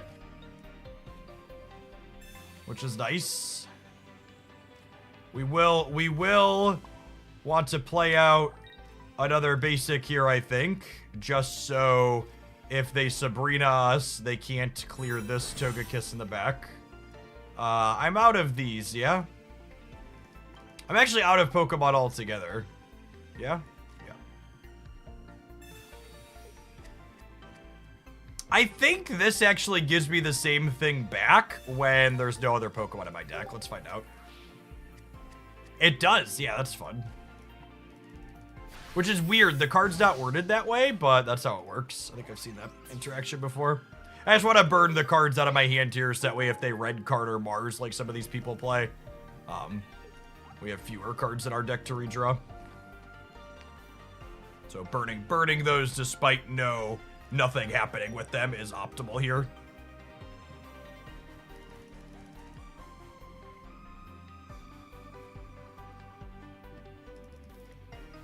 I think they're kind of squished with the backup Togekiss here, ready to go, gamers.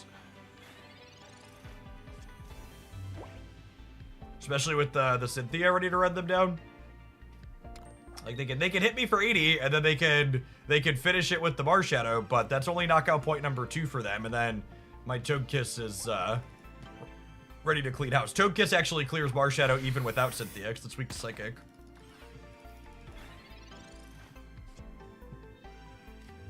I guess speaking of playing around cards that send our hand back, I should play the Sigilif out too, just for the sake of it. I already have this out for Sabrina Insurance.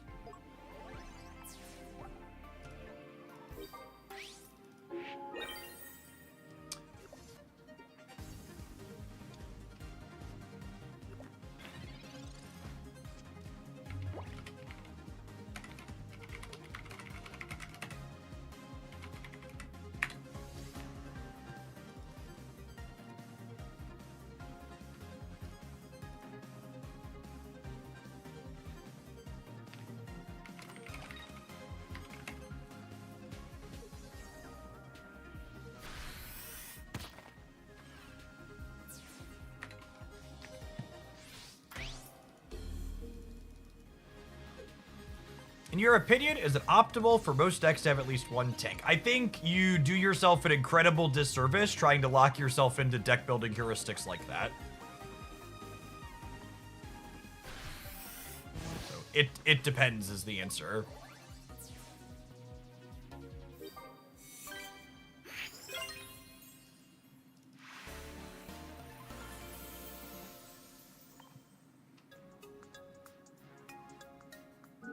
Marty!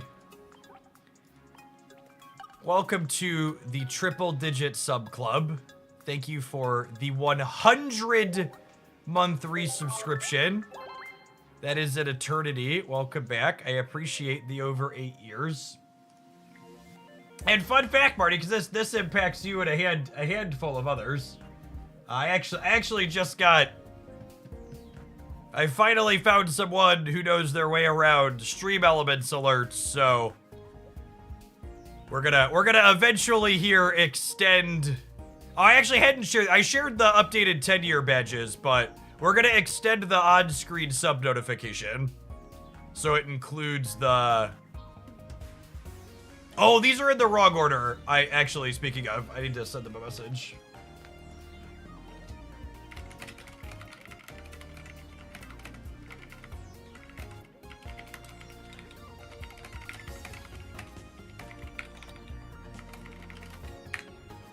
Yeah, so if you look right now, when we built my current alerts dashboard, they went out to 7.5 years, and we only had like, I think, 4-year subs at that point. So that tells you how long it's been since the alerts have been updated. And the person who did them originally has like been AWOL for a number of years now, so I finally tracked down someone else who's gonna get the work done. All right, we need to take a pause for the cause. I think I want to play 1 or 2 more with this when we get back, and then we're gonna brew some Infernape. Appreciate everybody hanging out. Don't go anywhere.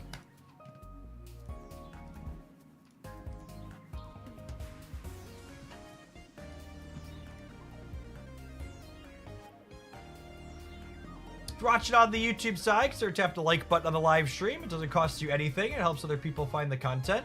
Appreciate the 165 people that did that already.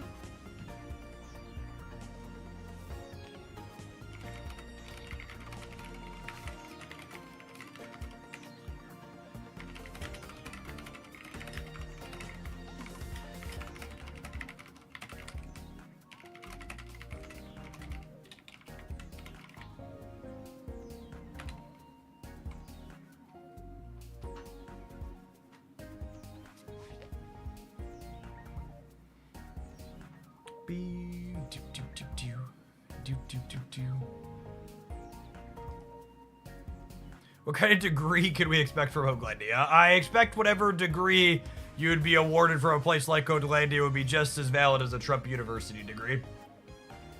So probably worth about as much as the paper would be printed on.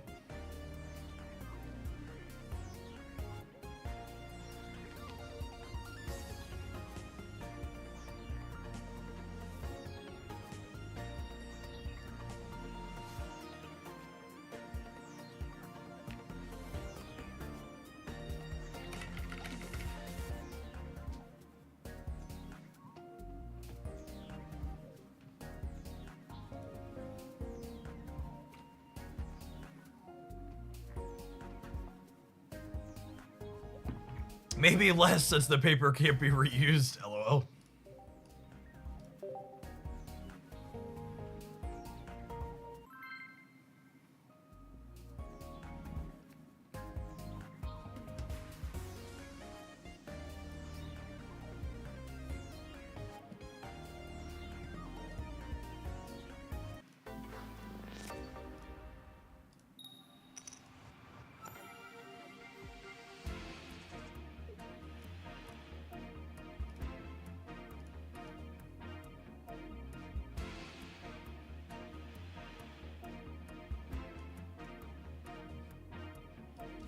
Lovely. We're going second, though, which is actually not ideal for our deck slash this draw.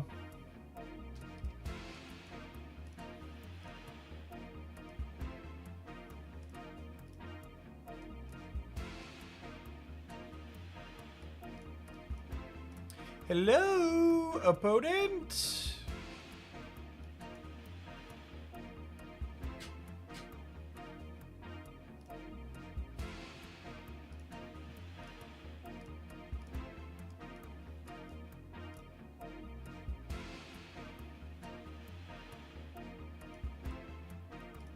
I have what is perhaps a vain hope that there will be less of this when we have a ranked mode.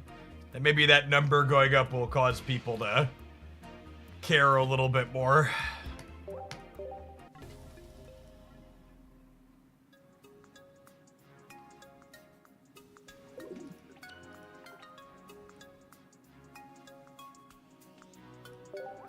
Tesla is recalling 46,000 CTs for potential exterior panel issues.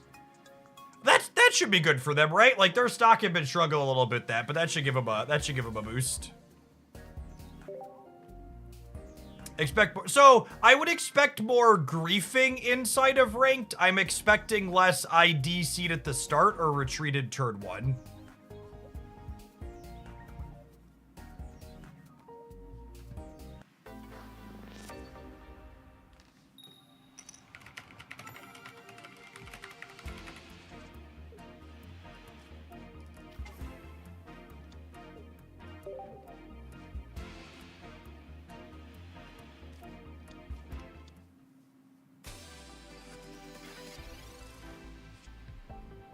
So I would like to, I'm actually gonna give you a timeout, Take Magic, because I'm gonna go back and like check your message history now.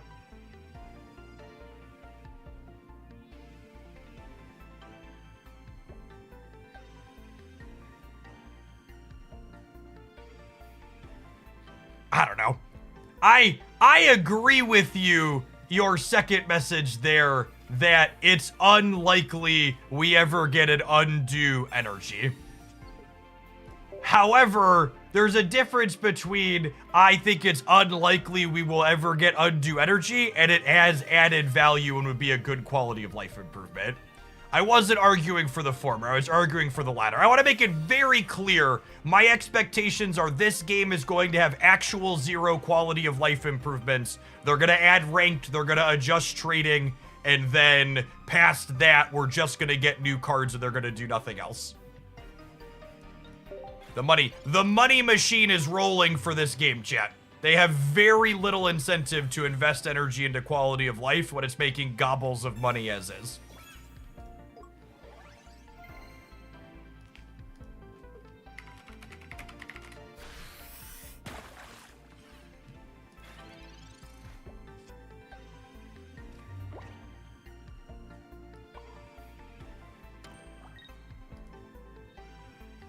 Cord Smack, thanks for the almost 2 years. I appreciate that. Welcome back. I don't know, maybe your original message was intended to communicate that.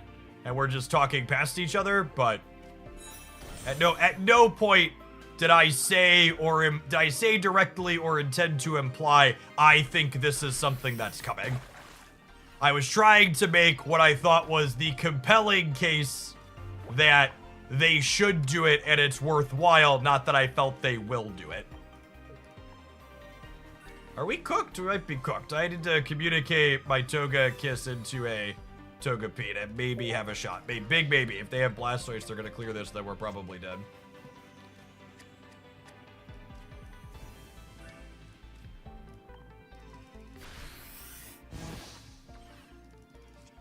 If they brick on Big Blue for a turn, we might have a shot.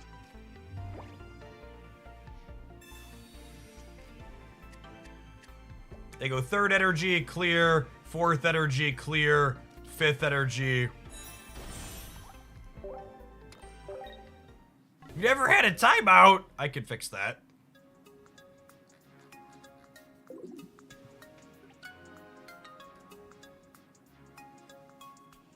Oh, you know what though, Inhuman Rabbit?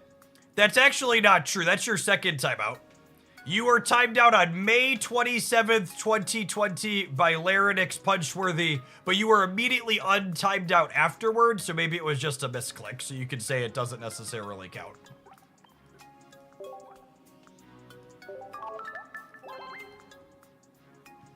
That's true. That one's close. There's technically one on the permanent record there, but it was undone immediately, so I'm not sure that it really counts.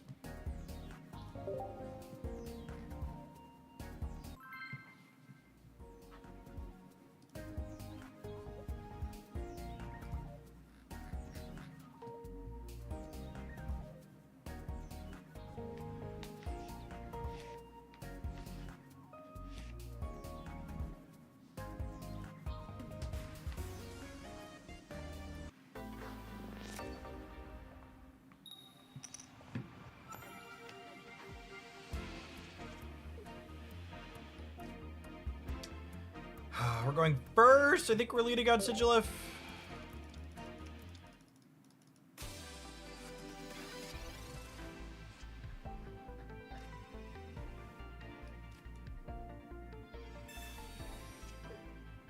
Okay.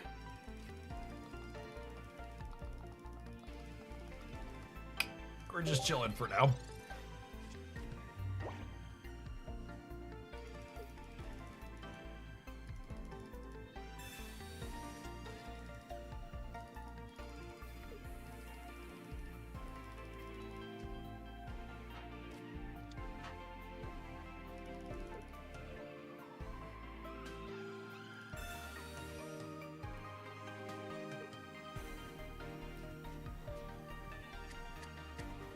Speaking of unironic timeouts, mods who weren't lurking in the general timeout, you missed a amusingly sad one the other day. We had an unbanned request from someone who got banned for saying something sexist, but they put a kappa after their message. And their unbanned request was like, it was just a joke. It's a joke that normal men make all of the time. You can't be mad about it because normal men always make this joke. And I was just like, when you like start your unbanned request by being like, it's a joke, but then in your next sentence like double down on the fact that you actually weren't joking and are actually sexist.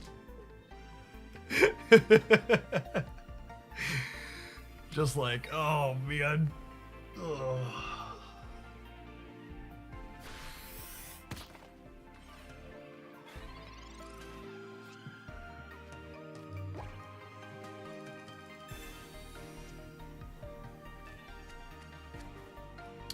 I think I am supposed to cape the Sigilif.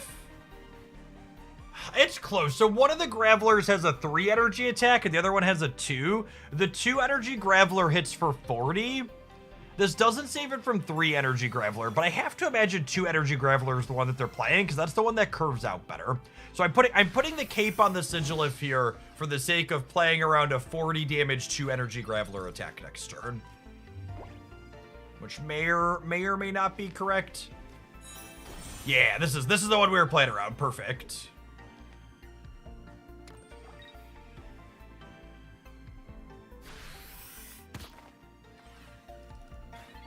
Rewarded for being familiar with the D tier metagame in Pokemon Pocket here.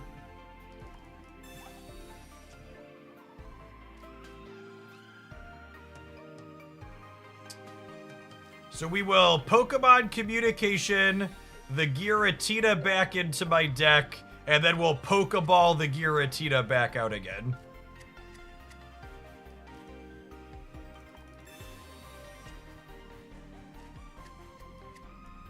We are still many cards deep without a copy of Cynthia. We have 2 of those and 4 cards here. There's Dami Mommy.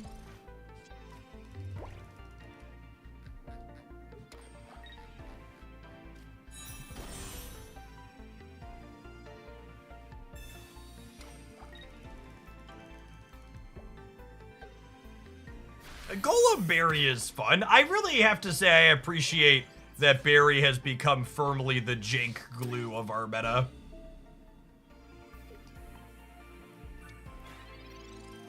Just what's your favorite stage 2?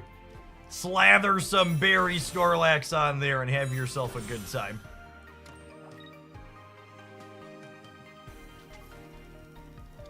Is it worth it to Cynthia? So I'm gonna do 30. And then I'm gonna do 120, and then I'm gonna do 90. So I'm gonna need to Cynthia at some point, so I might as well do it now. So I'm gonna need a Cynthia with 2 attacks. So otherwise I'm only doing 30, 90, which is not enough to clear 130.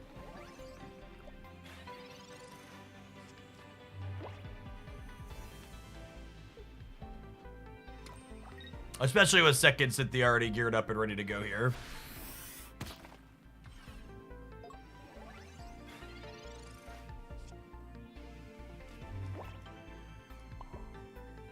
I can actually start powering Giratina just in case.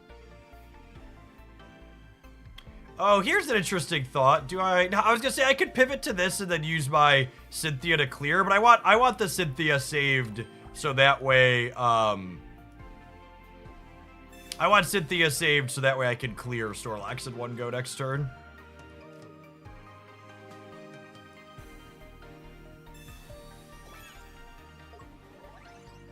Oh, I can't one-shot the Snorlax though either way, right? I think we're fine. I think we're fine either way.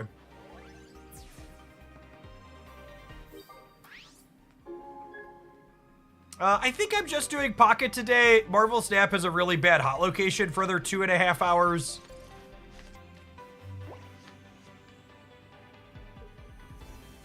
Tomorrow drop start for Snap, so it'll be mostly Snap. Nice long drop stream, I imagine, tomorrow. If we hit good numbers for drops, we're gonna stream till I pass out.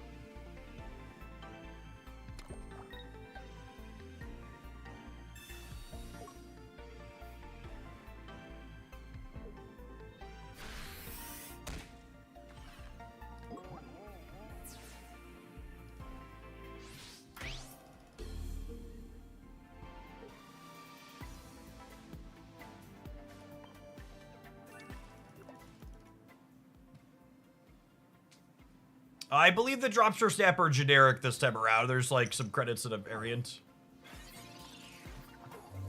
Alright, if they fail to wake back up, that would be ideal, so Togekiss can be full life going into the Graveler.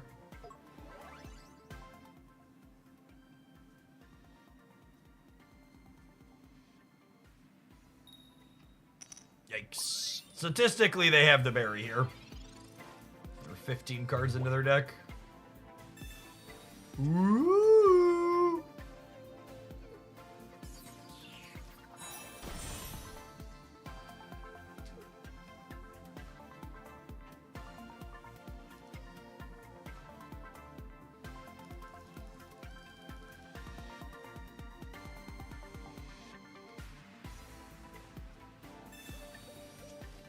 If they have Golem Brock,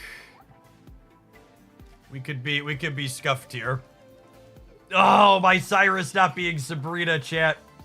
Why isn't my Cyrus Sabrina?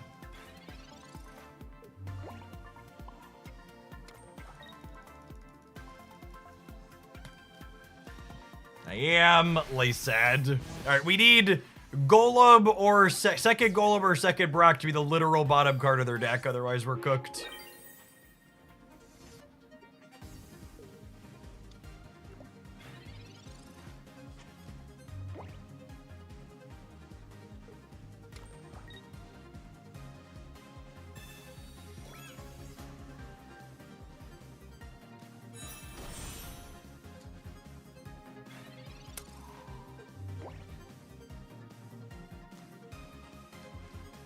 Mummy's home!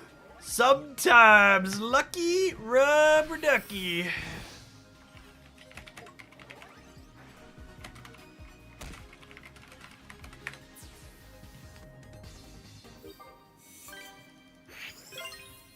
Nom nom nom nom nom nom nom.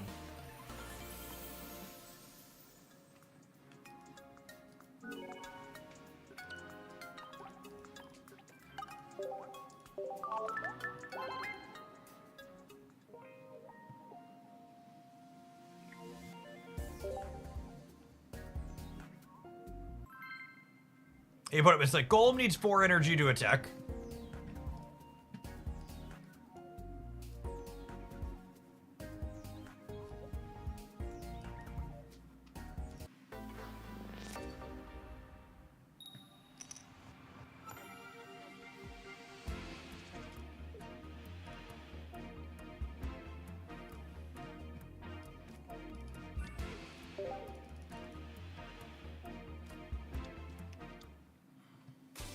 Houndour? It's not a name you hear every day.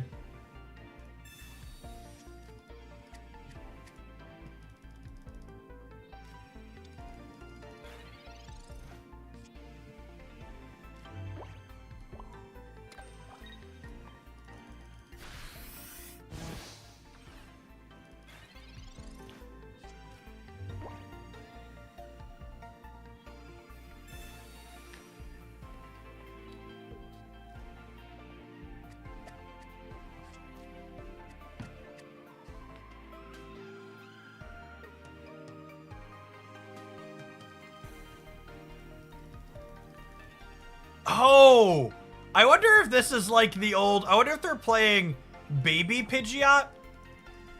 And it's like the old Arbok Pidgeot decks that we saw. I did see Digimon TCG is coming to mobile. It's kind of exciting. Hopefully that'll be sweet. More good games for gamers to enjoy. I've heard nothing but good things about paper Digimon. I just don't have bandwidth in my life for paper games. I'm looking forward to trying the new one.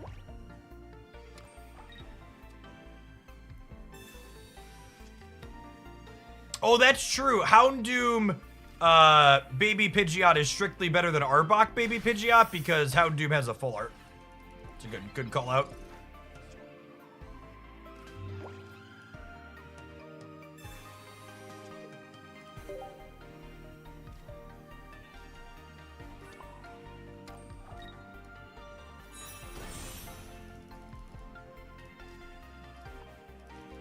Our lack of Cynthia here is unfortunate.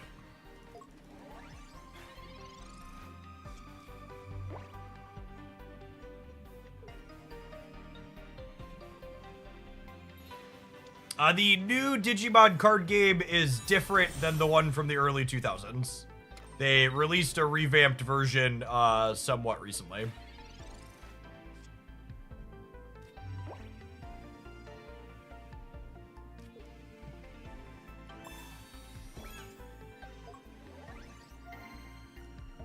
Aegis Shaker, thank you for the 3/4 of a year. Welcome back.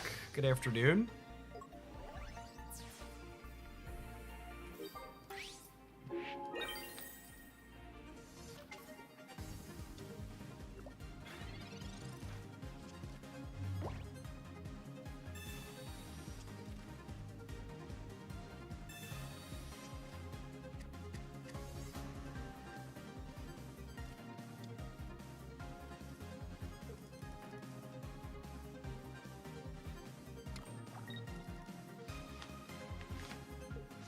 Were we supposed to Cyrus the Pidgeot there? Yeah, maybe. I don't think it really matters, but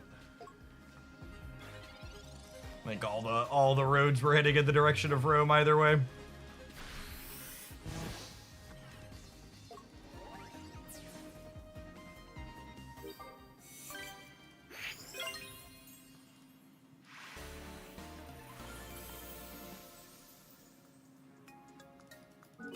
All right, let's get one more in with this, and then we have a request to try something new with Infernape.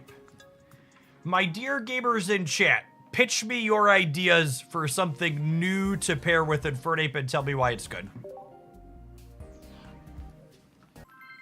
Sell me something.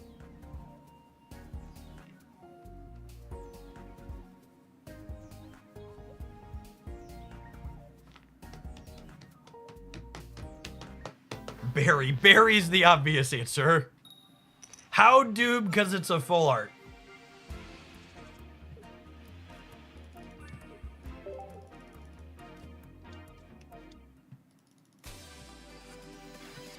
I love making Sudowoodo stare down my egg.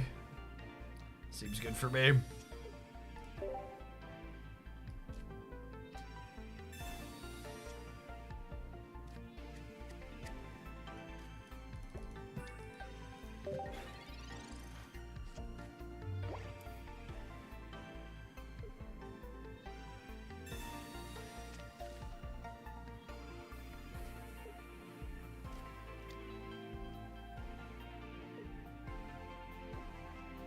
Sudowoodo Berry? Oh, are they the Gallade build? The Gallade build had one Sudowoodo in it. Nope. Must be all one knockout point stuff.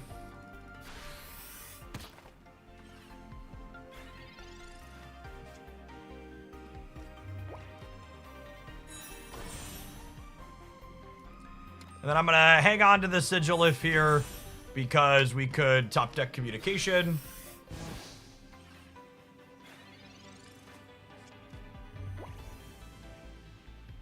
Johnny Spud, thank you for re-upping that Prime sub for the 2nd month. I appreciate the continued support. Welcome back. This stream is how I learned about Digimon TCG. Thank you. Yeah, keep an eye here in Hoaglandia when their digital client eventually releases at some point this year. We'll certainly check it out.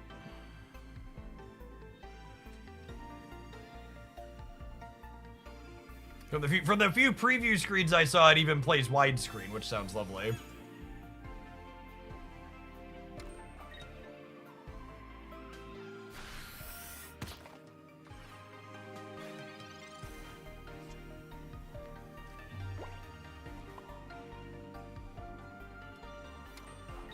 I think I'm playing this out now, so that way, if they clear Togekiss, we can put Sigilif up to draw cards towards our other thing.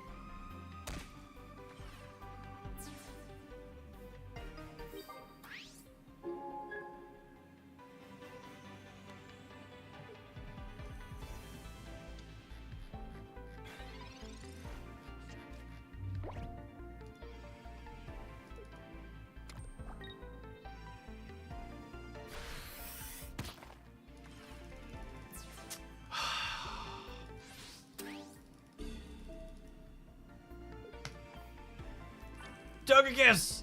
Togekiss! Nailed it.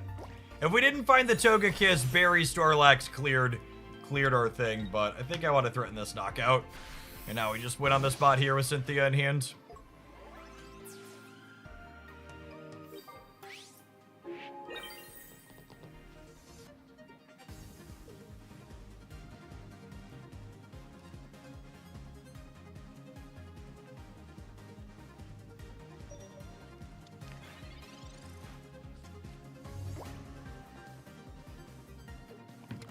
Yeah, our stage 1 was clearing Riolu either way because of weakness. And then Dami Mommy is here to make sure they don't get any ideas.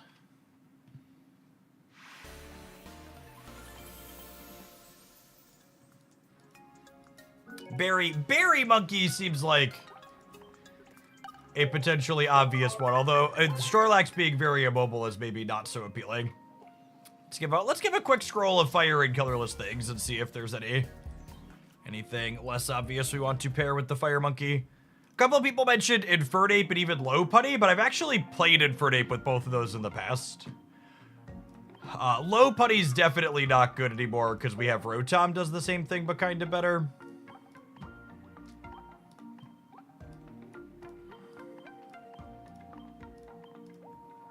But Rapidash is fine.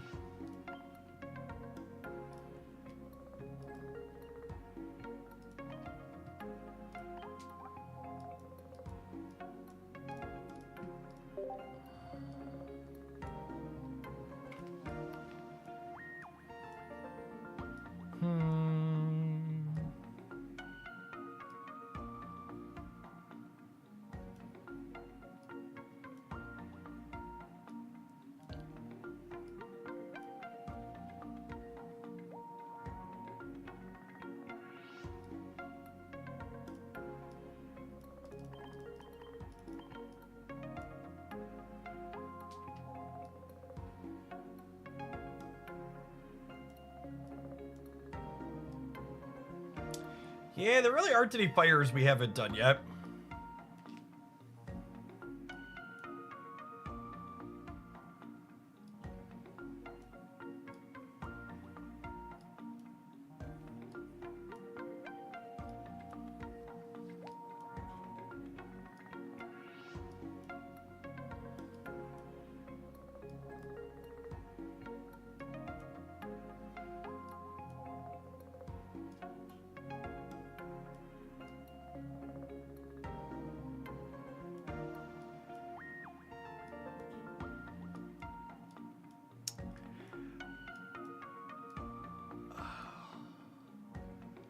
I suppose one thing I haven't done yet is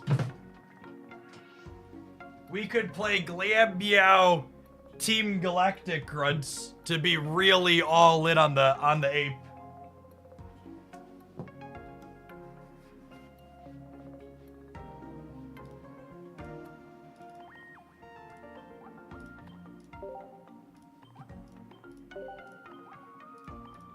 Just turbo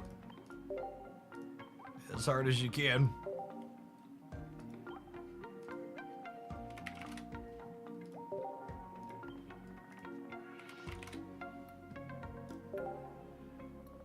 Oh, I have two full art Team Galactic Grunts. Oh yeah.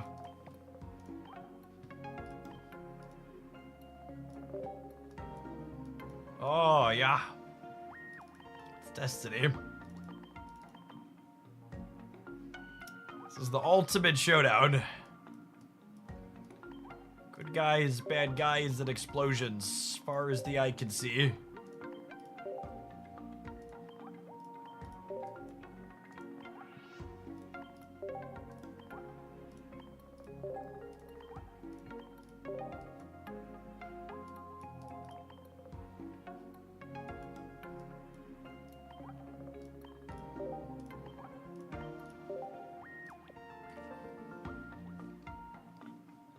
So the basic idea here is this is like another Pokeball for your Glam Meow. And then we kind of have 10 virtual Pokemon, but we have few hits for our communications to dig for.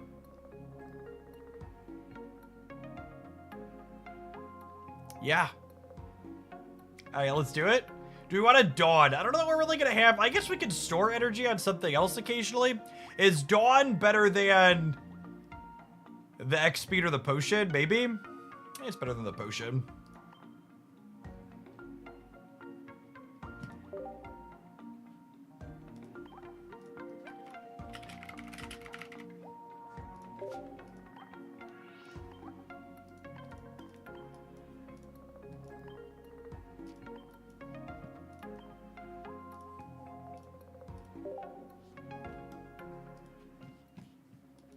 Yes, Rocky Helmet's very important for Infernape. It helps him clear 160 point things.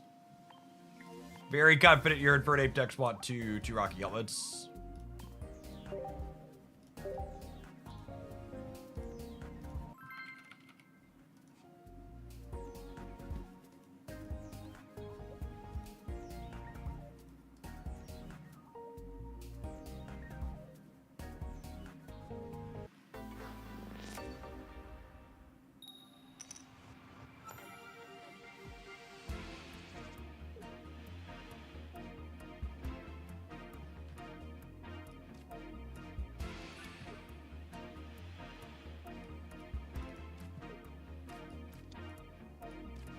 fire energy from them. I think I lead Chimchar. Oh, don't make him mad, chat.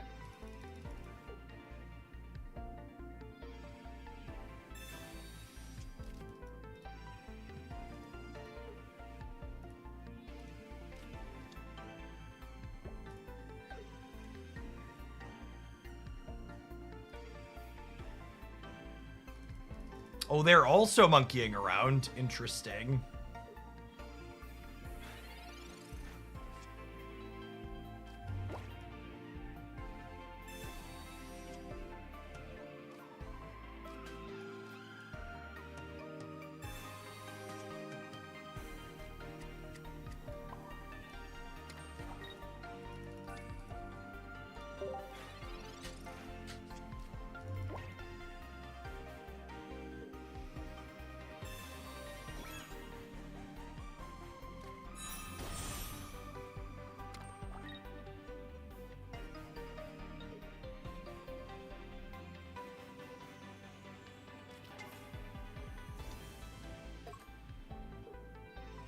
And just like that, the grunts are bricks. No, I have 2 Pokemon communication that put the Glammeows back into my deck.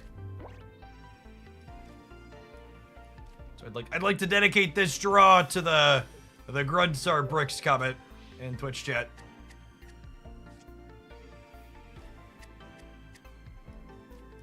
That's the whole point.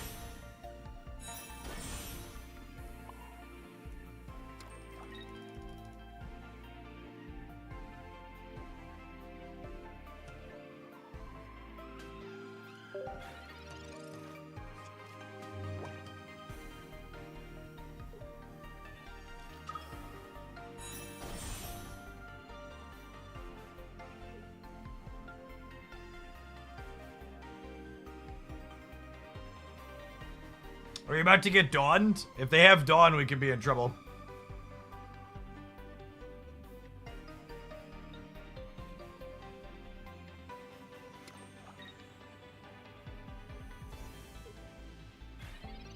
No dawn. And hey, look! This is a coin flip to be our other monkey, yeah?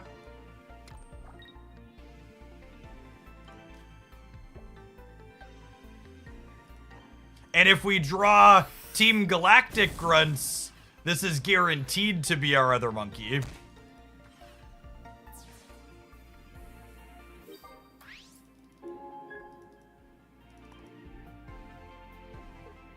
I saw a thread the other day that said Second Dinner should sell premium unmutable emotes. No, you know what my thought is?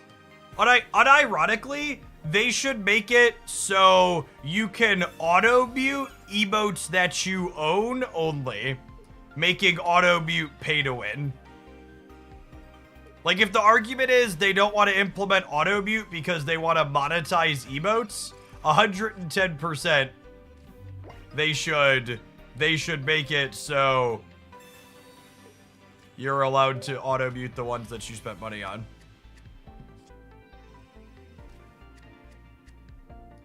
I'd buy every emote. Also, you wouldn't even really need to buy that many, because most of the people who are emote spamming chodes in Marvel Snap are spamming the free ones to begin with.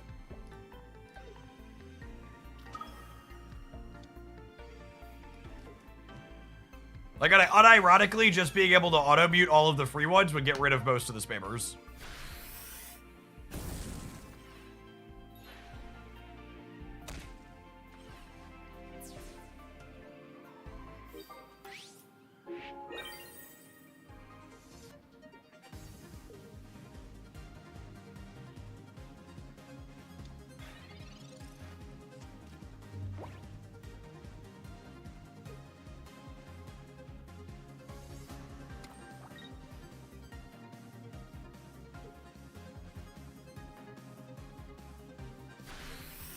You know what's really sweet, chat? We're a coin flip to win the game now.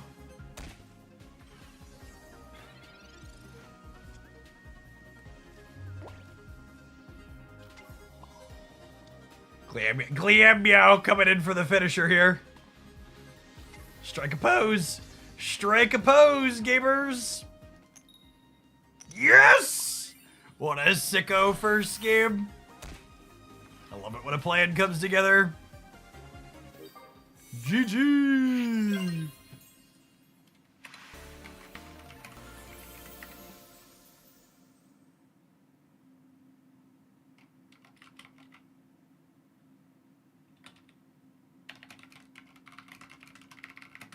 Good kitty.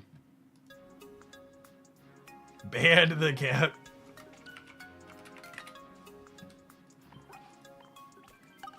When will its reign of terror cease?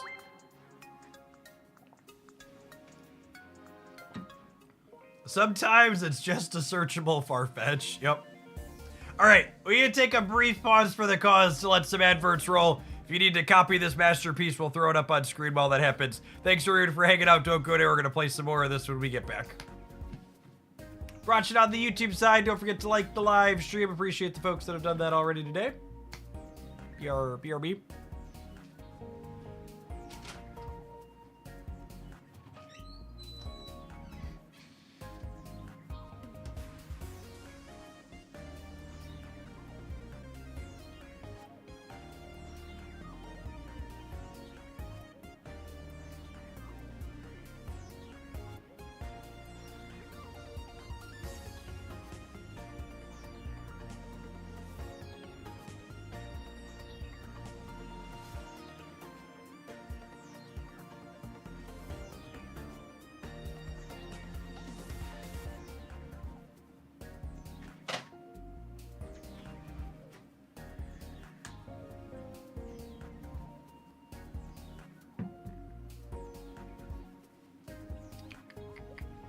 Beep, beep, beep.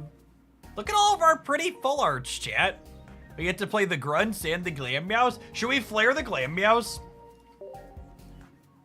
For all the other times we're gonna play them?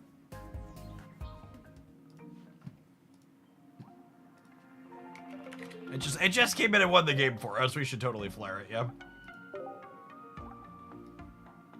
Oh, they have hearts. I love the hearts.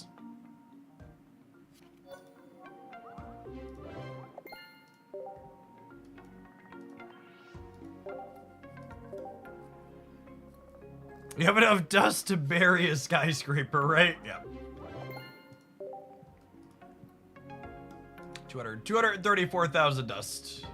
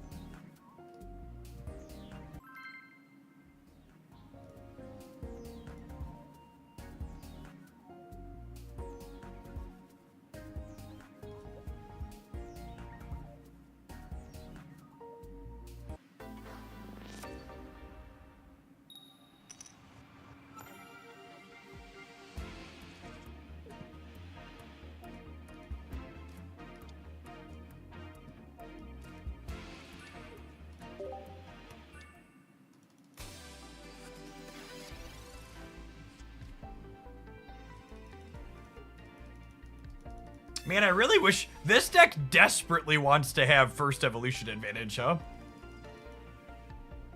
And they have Golbat on curve. We're actually in a little bit of trouble. So, I think because we drew the other grunts here, we actually wait to play the Pokeball.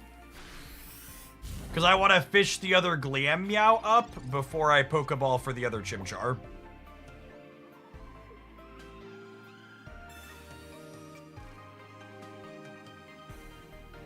If they miss Golbat, our Monferno will clear the Zubat, which would be good for us, so hopefully they brick.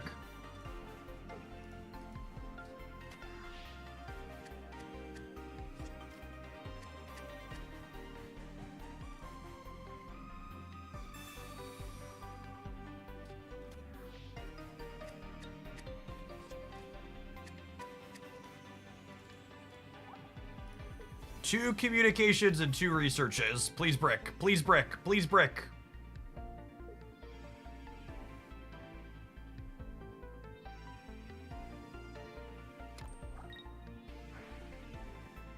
Now that smells like a brick to me, so everybody just come and see.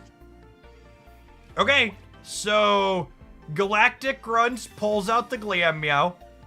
This pulls out Chimchar. And then this communication is 66% to get Monferno. 33% chance it could be our other Infernape, but the Team Grunt's doing exactly what we want in terms of fitting. Nice, okay. This is kind of exactly how we drew it up, huh? Did we cook, chat? Smells like something is baking. This deck is made of math. It is, yeah. The most consistent stage 2 you could possibly assemble.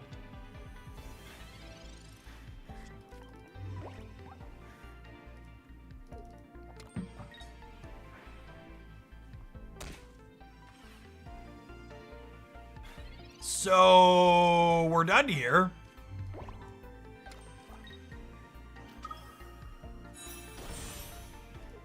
Yeah, wow.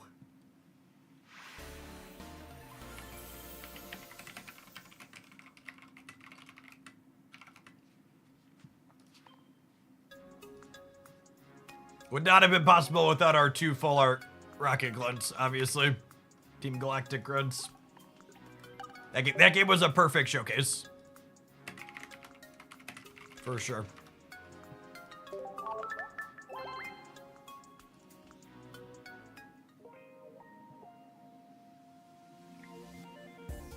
And for an 8 on curve is very good. This deck is maximized to get it.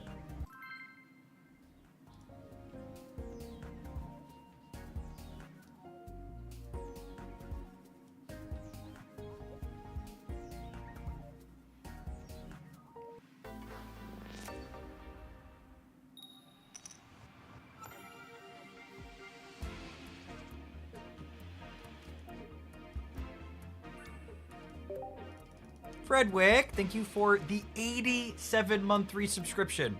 I appreciate the over 7 years. Welcome back.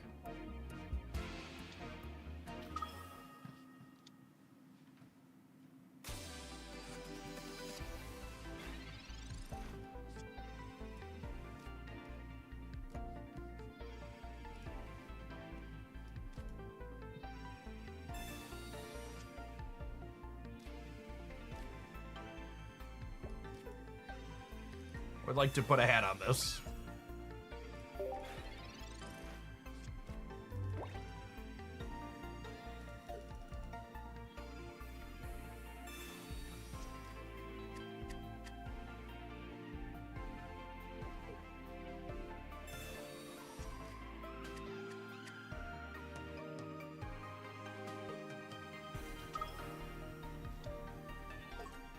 All right, let's see if sweet beams can melt steel beams. I mean, dragons.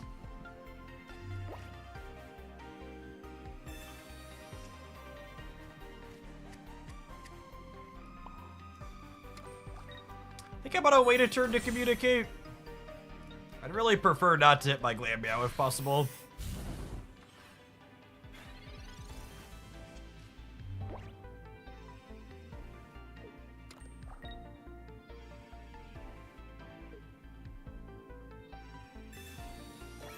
Ooh. I would like to point out that we are almost 3 hours into this stream, and this is the first time during today's stream that we've played against the best deck in the format. Just kind of wild.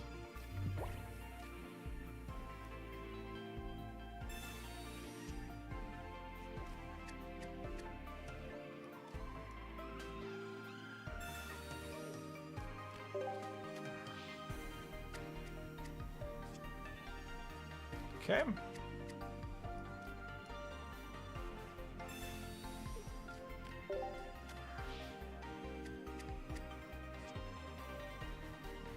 Well then.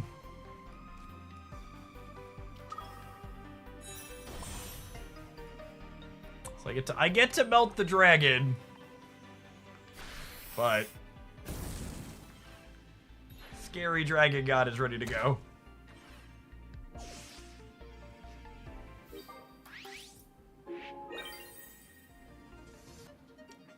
Am I dead yet?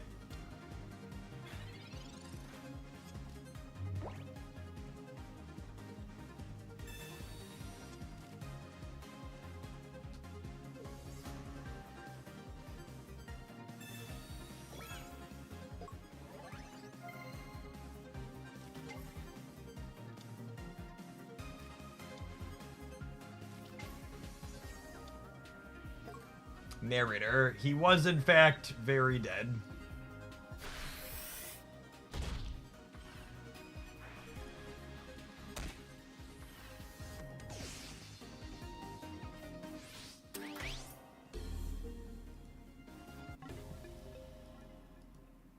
Sedge.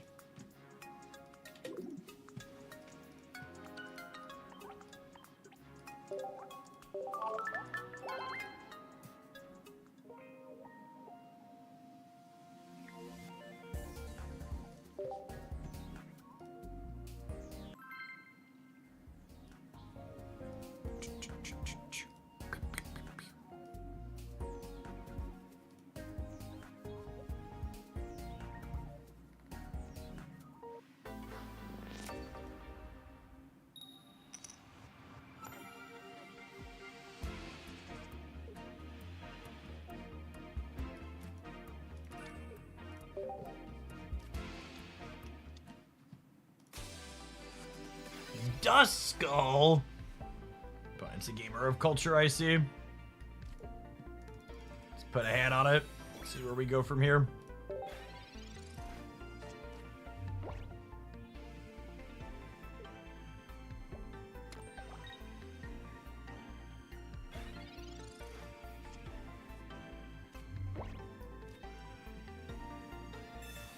Would like to communicate with the Pokemons.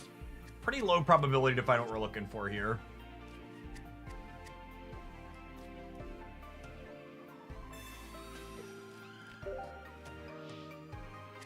About 40%, yeah. Nice. Hit back-to-back 40%ers.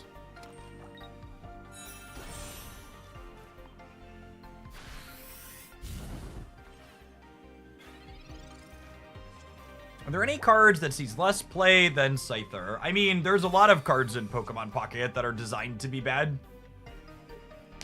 Traditional card games like Pocket intentionally design a number of cards as pack filler just so you have nonsense to open while you hunt for cards that are actually useful.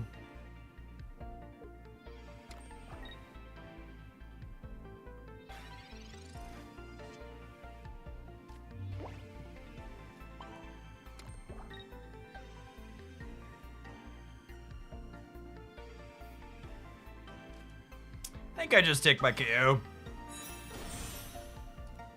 I don't get to attack next turn, but I think that's fine.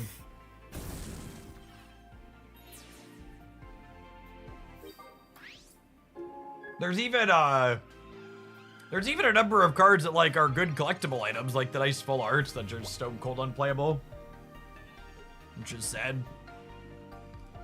I wish they'd prioritize putting full arts on more competitive cards.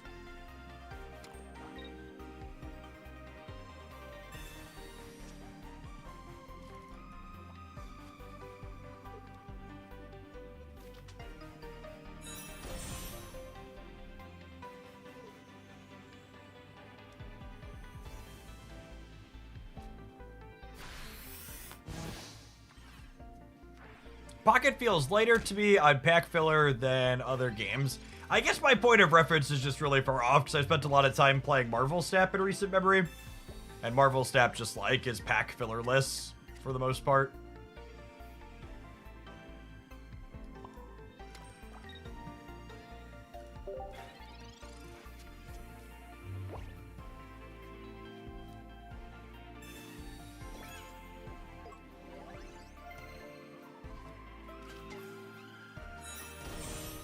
King's right there. Marvel Snap has a handful of bad cards, but they don't exist because they're designed to fill packs, right?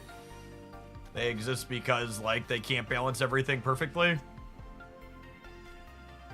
Like, games like Pocket, like, very intentionally, the only purpose this card serves is to give you a brick inside of a booster pack that you're opening.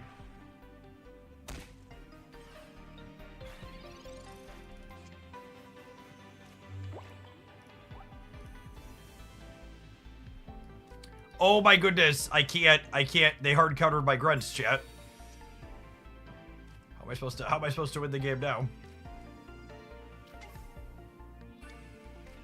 It's fine. Glam Meow is here. I believe in the Glam, chat. Oh, they also just can't kill either of our things without dying back, right? They need a potion.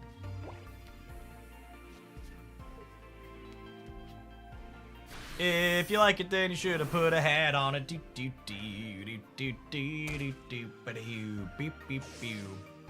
Monkey around.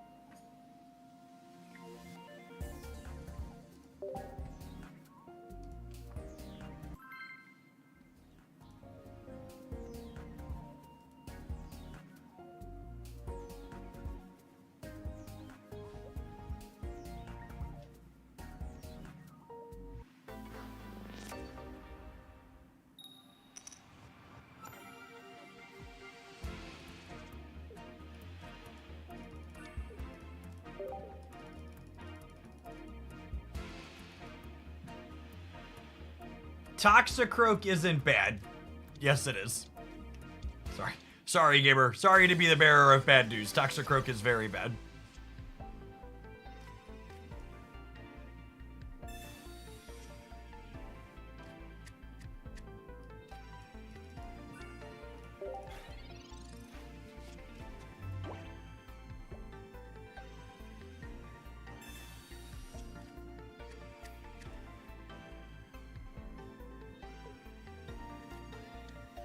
I'm actually curious now.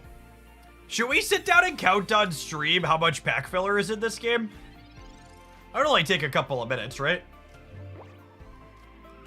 I kind of feel like that's a stat I'm interested in looking at now.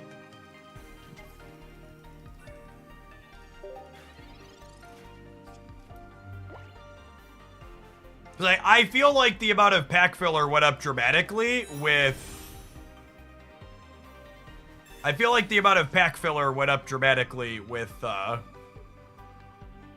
Arceus power creeping so much. Have the viewer and sub numbers stabilized and went back to splitting time with Pocket Snap? The subscriber numbers stabilized very nicely for me.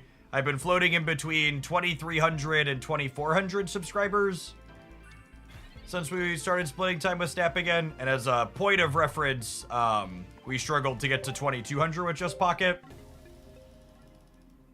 I don't know. We've been talking a little bit about it in like the Discord and stuff, but I haven't really brought it up on stream. But I'm a little bit concerned about the sustainability of Snap content in the long term. Hopefully we're just at like a local low right now, but like all of the Pokemon Pocket numbers, I say Snap, I mean Pocket, all of the Pokemon Pocket numbers right now are like really scuffed across the board.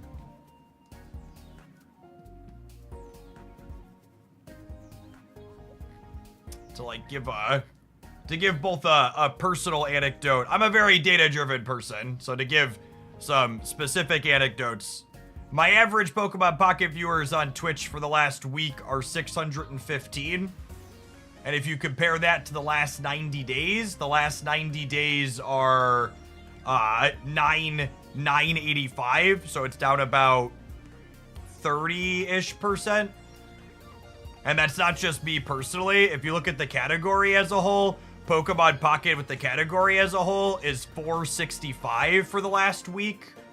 And if you look at the 90-day count, that's down way more than I'm down personally. What's that, 66% it's down? It's a very, very big, very steep drop-off.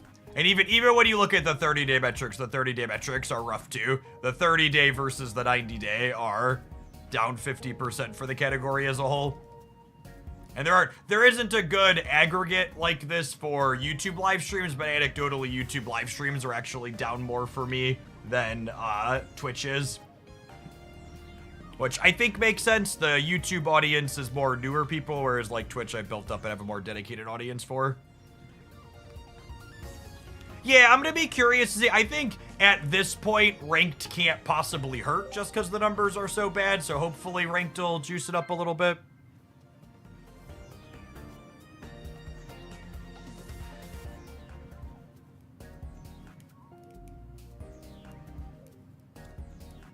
We'll see. It can't make it worse, I don't think. For the record, my personal plans aren't. I'm not planning to stop Pocket at all in the short term. Otherwise, I wouldn't be here now. We're gonna see how ranked hits, and at a minimum, I'm gonna see how the next card pack hits. I think balance was especially heinous in this most recent card pack, and there only being one relevant EX, and combined with the economy, probably attritioned a lot of people out.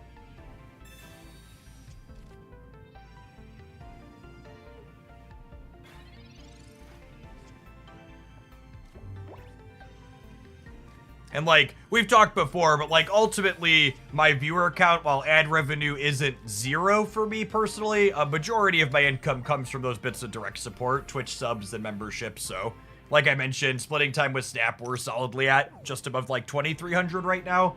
So as long as I'm in like that 22 plus 2,200 plus range on the Twitch sub side, I'm not really concerned. I'm just gonna kind of do what I'm feeling, what I'm enjoying. The numbers are something I like try to be aware of, but they're not something that drive 100% of my behavior.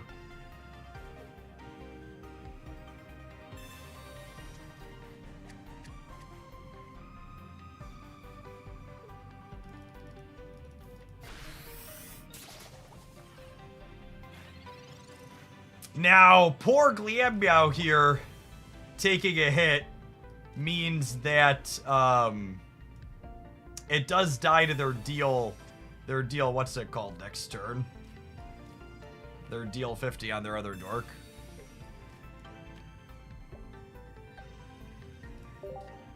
Grab a Chimchar out of our deck here. We drew the other Monferno. Alright, we're wholly and fully cooked, gamers. Oh, I guess I could throw one of these back and go dig it again. This is guaranteed to be a basic. Hopefully it's one of our 66%ers on the monkey. Cool.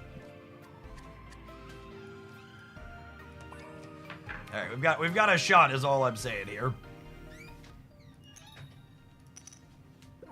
This card is so much worse than Farfetch'd.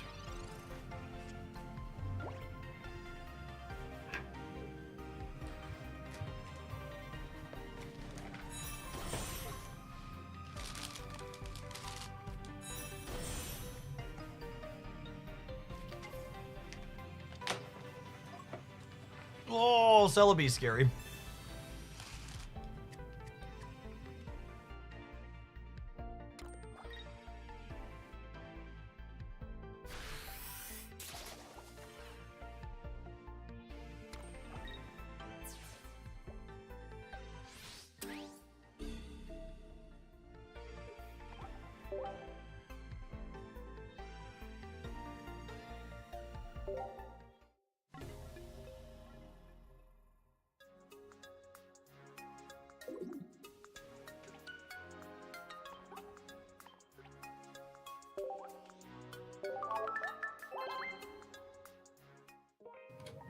Doesn't the 90-day trend include 2 set releases? It does, but there wasn't really that much of a noted bump around the Triumphant Light set release.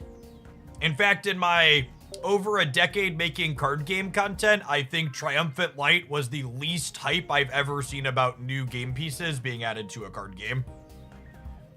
And I think there's a few different reasons you could cite for that being the case, but it was truly unfortunate for all of them.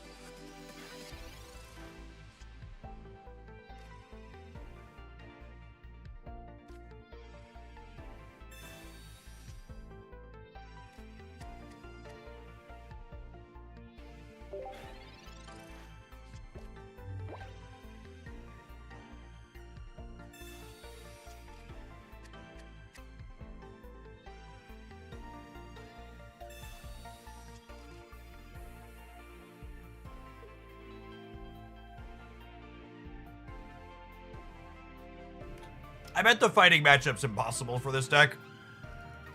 You have to basically have the full 6 energy to clear 3 things since we have no backup attackers. Since we're all in on the monkey.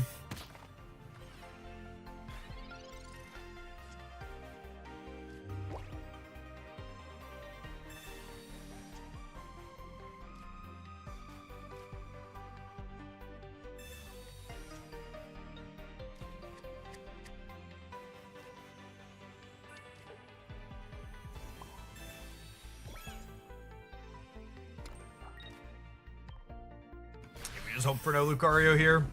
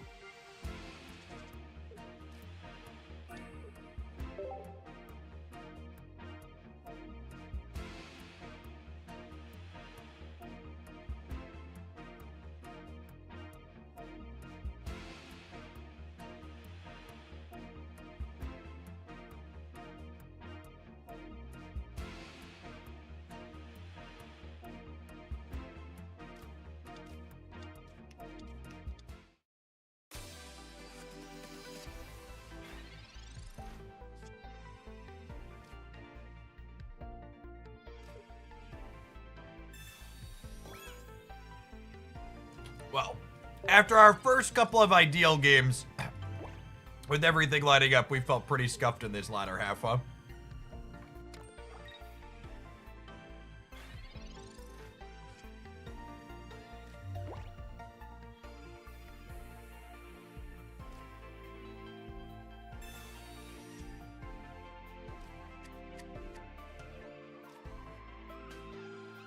For someone who asked what's the purpose of the Glam Meows, it's this.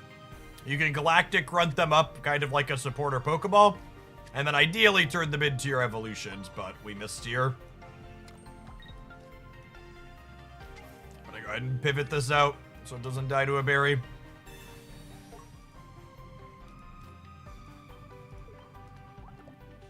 Mythical Island felt way more impactful than Triumphant Light. I don't think that's remotely true. I think Triumphant Light had a large impact on the metagame.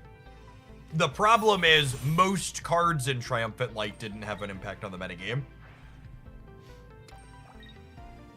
Most of the 2 and 3 star cards in most of the 4 diamond and 3 diamond cards in Triumphant Light aren't really metagame relevant.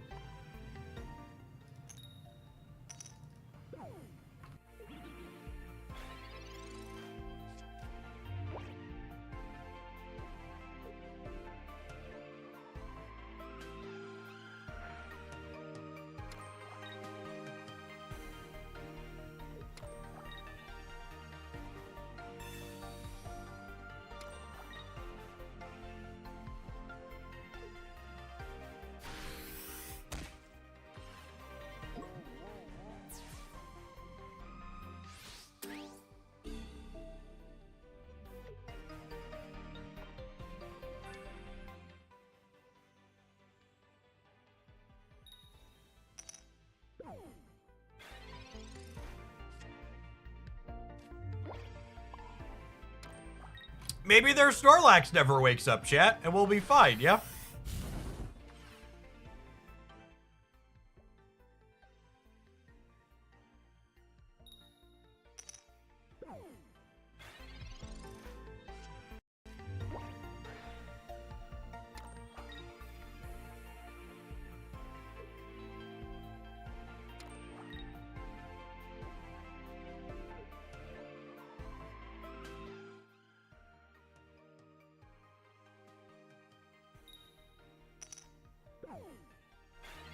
Don't stop believing.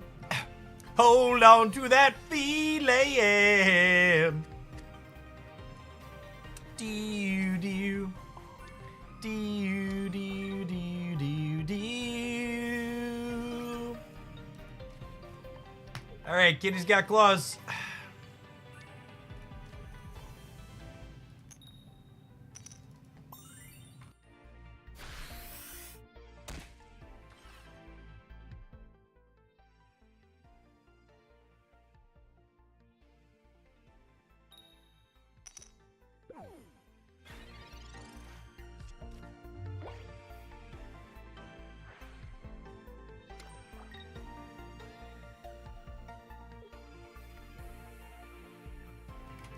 Is it cheaper to get every card in Snap than Pocket? So, the Snap and Pocket economies don't have good one-to-one comparisons.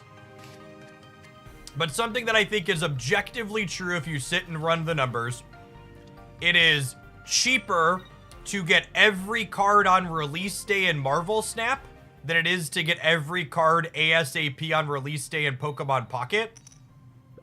And the biggest difference between the two economies is that the lower bound on how unlucky you can be in Marvel Snap is much cheaper than the lower bound on how unlucky you can be in Pokemon Pocket.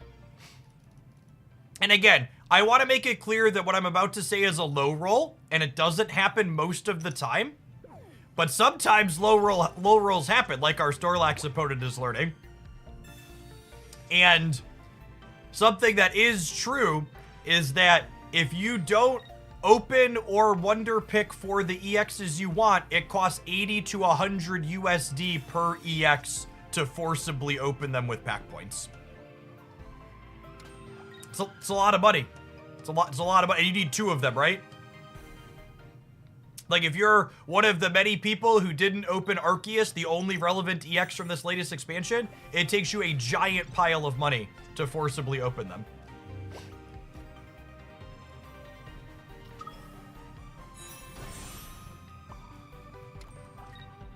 I think we might still be cooked here despite their immense amounts of bad luck. We'll see.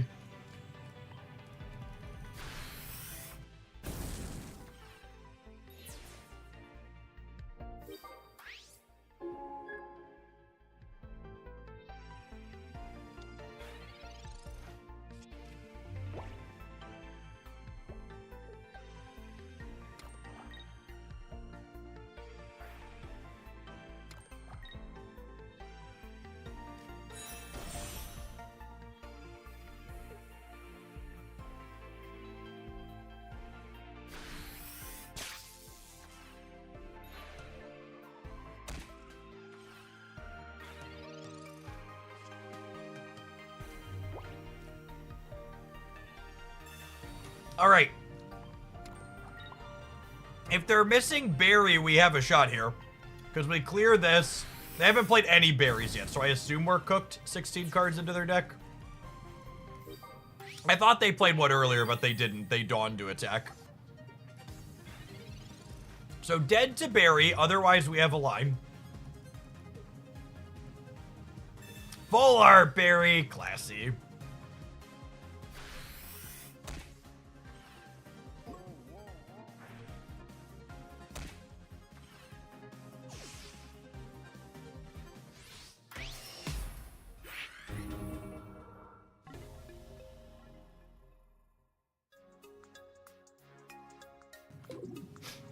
I don't know, people like to write off, what's the best way to put it?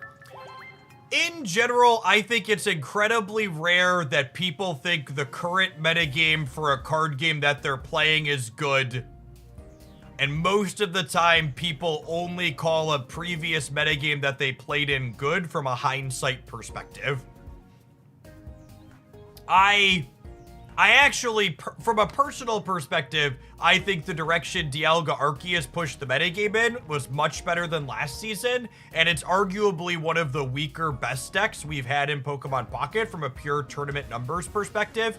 And as someone who plays a lot of this game, you don't play much of it in the random queue, right? Like, it's so weird to me to hear people be like, oh, this meta sucks, when, like, there basically isn't a metagame here, chat. Like, ranked hasn't even happened yet.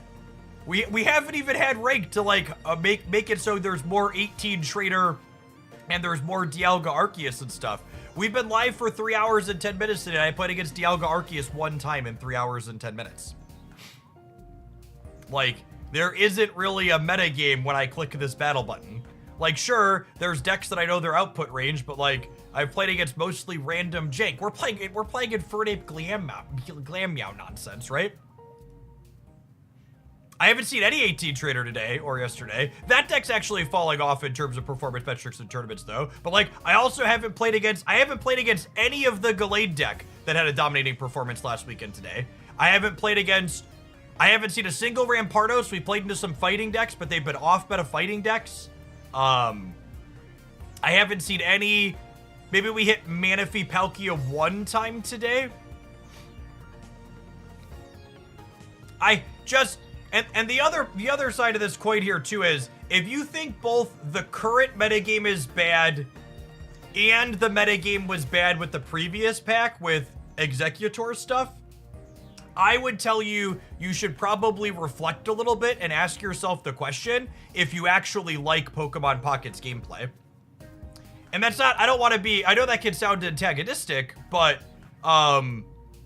like, the gameplay we have right now and the gameplay we had last season are drastically different. And if you disliked both of those drastically different things, they both hit a pretty big range of Pocket's gameplay offerings, right? And, like, maybe there's going to be another metagame that feels very different than both of these, but I wouldn't be surprised if, like, a lot of it is somewhere on the range between the two, and if neither of them were really your jam, that's fine, but maybe that just means, like, Pocket's just not the type of card game that you're going to have fun with.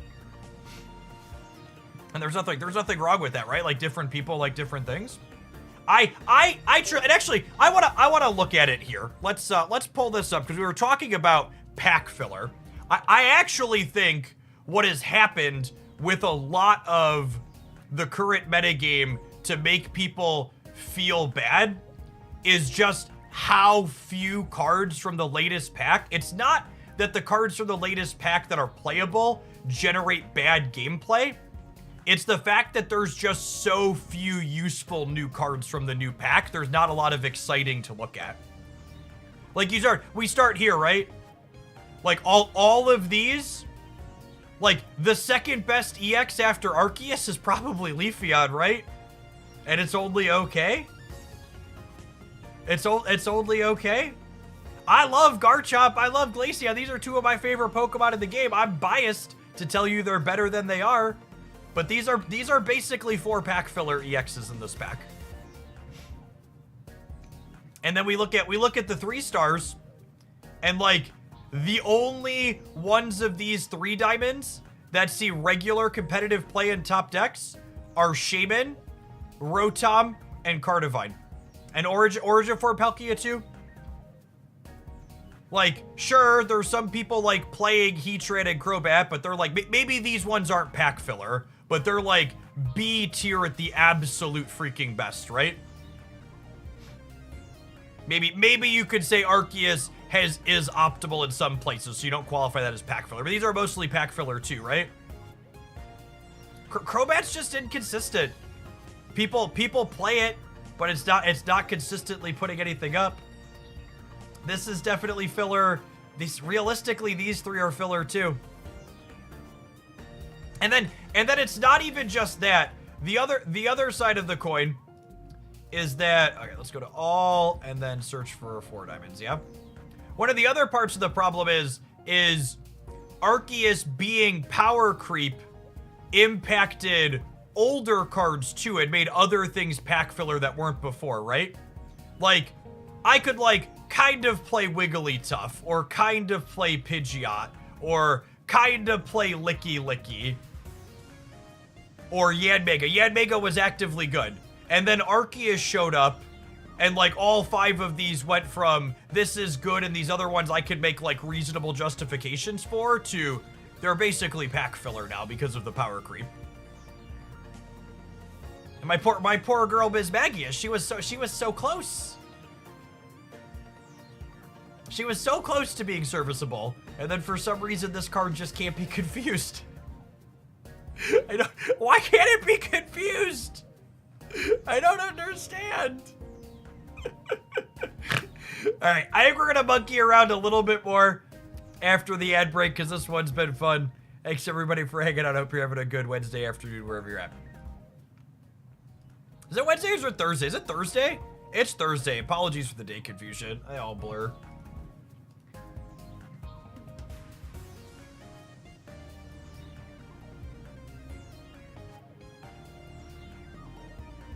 Pidgeot EX should match well against Arceus. So, it does and it doesn't. The problem is,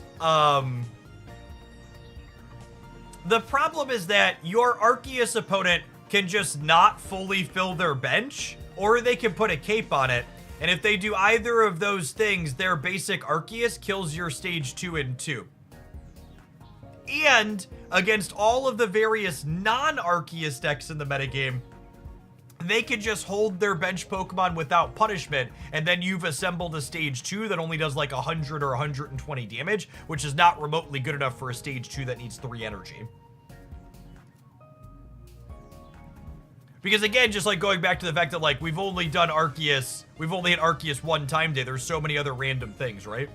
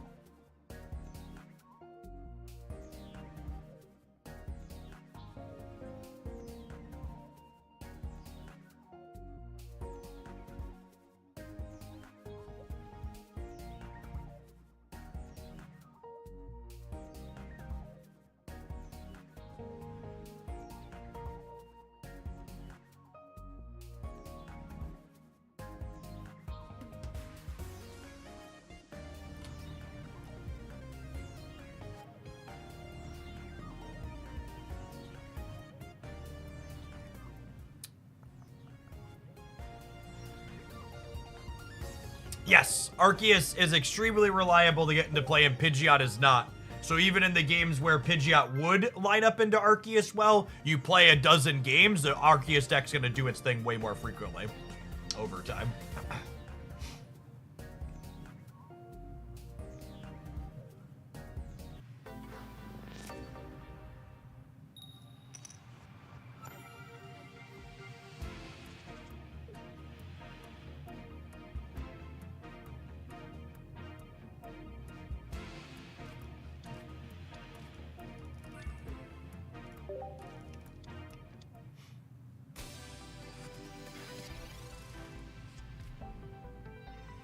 Double Brock is scary, but otherwise we're hopefully going to be in a decent spot.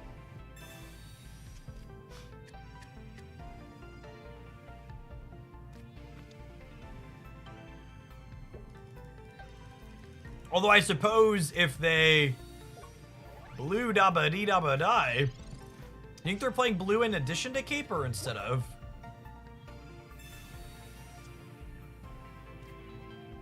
Could go either way. Tokyo, thank you for the over 5 years. Welcome back.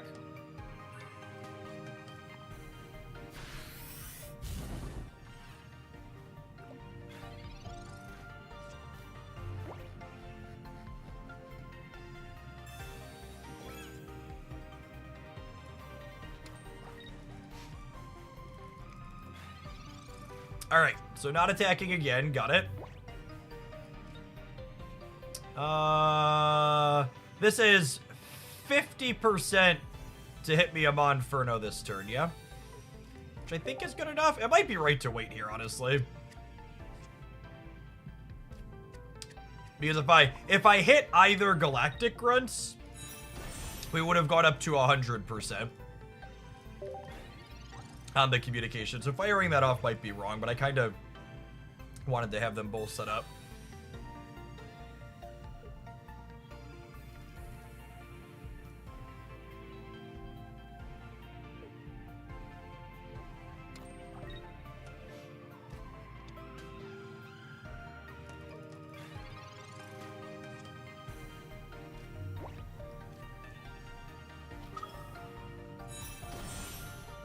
Assuredly, I can't win the lose the coin flip a second time. Yes. Oh, wait, I don't know. Wait a turn. Although, if I'm gonna have to wait a turn to attach energy, anyways. Or 1 in 5 to hit a Team Galactics here.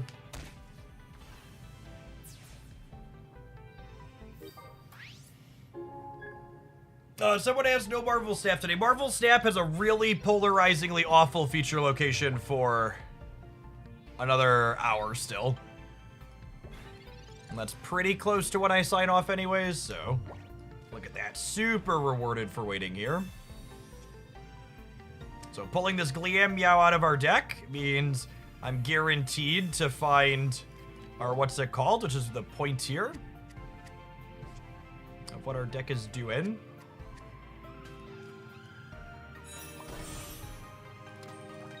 And now we'll be good to blast for the next 2 turns.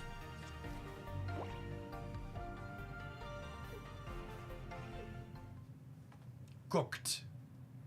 Well done, monkey style.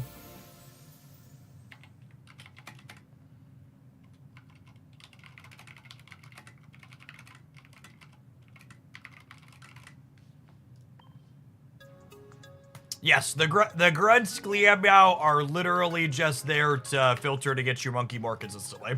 So you have something to communicate that you can search up extra. It gives us like 10 virtual Pokemon, allowing communications to hit what we're missing as consistently as possible.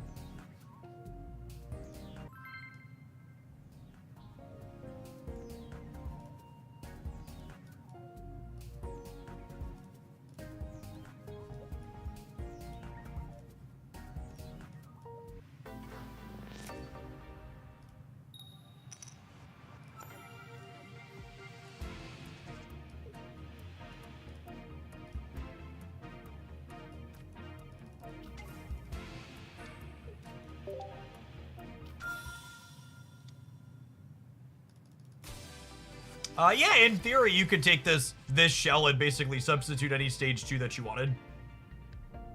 It's very, very accurate.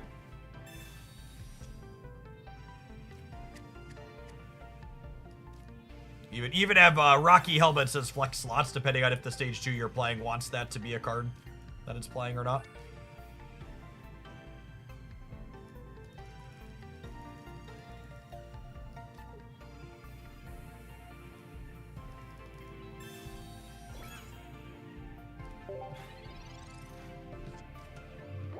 Oh, am I actually supposed to put the hat on the Meow? Yeah, I think I'm supposed to put the hat on the Meow, actually. So if they want to take a knockout, they have to take some hits. So that way it can be softened up for Big Monkey. Mistake on my part.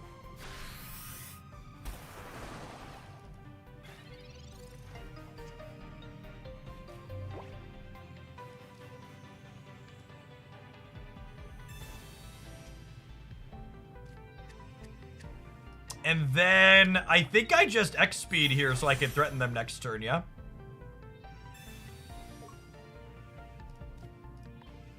And again, not pulling the trigger on communication yet. Because if I draw my Monferno, this goes from 66% to 100%. But we see there the grunts, right? Like pulling this out of our deck. So now this goes from a coin flip to 66%. And it provides us with a thing to be putting back to use it with, which is great.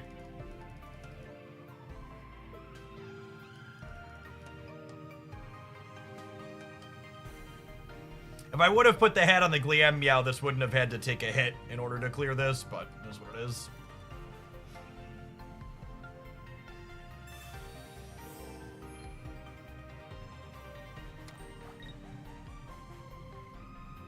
Do you have a cape, or are you not hitting me?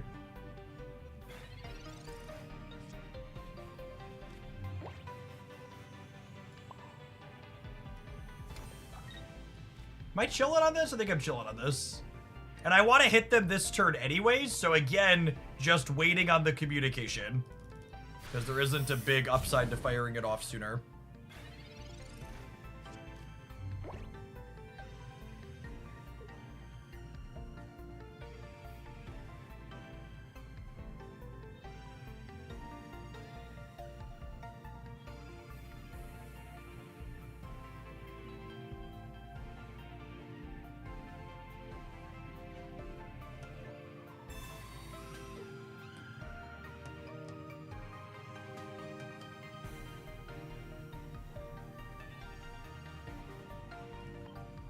I can't give him this one.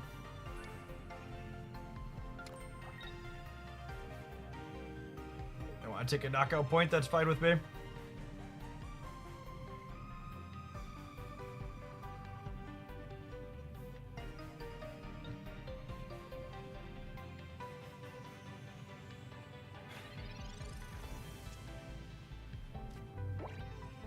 This is interesting. So they're just buying time. So that way... They're just buying time, so that way they, This is guaranteed to be Infernape, so they can build up this one in the back here. We'll Pokeball that basic back out of our deck now.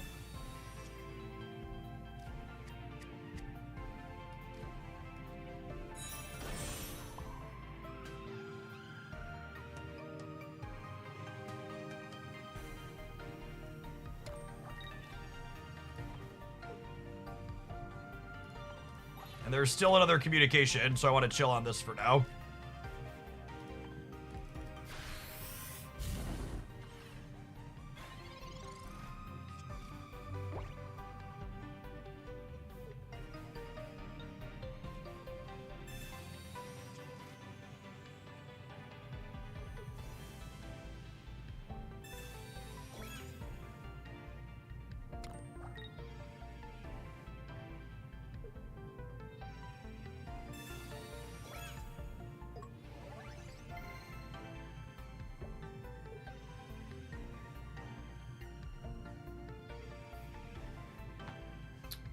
So, the chip shot damage on my Infernape actually isn't going to matter here, because they one-shot it regardless. Because we're weak to water, so this 50 hit and the helmet hit don't matter next turn.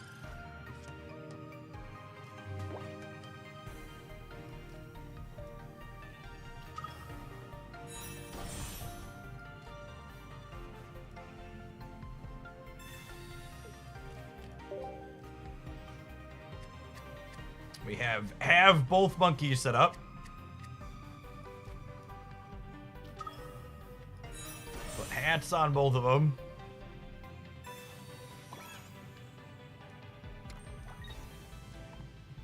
They have cape here. Their cape on this Palkia means that if they have a Cyrus or a Sabrina as a follow-up, we die. Which is unfortunate, but it is what it is. I suppose Galactic Grunt or the Glam Meow Nester mean we don't die to Sabrina necessarily, but Cyrus is a fail case for us either way.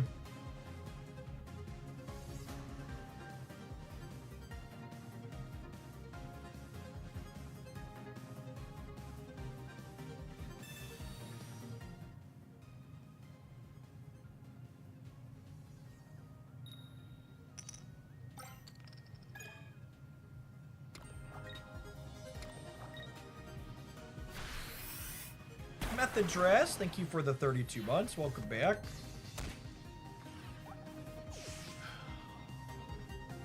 It looks like they're 18 trader nonsense, so Cyrus is pretty likely here, unfortunately.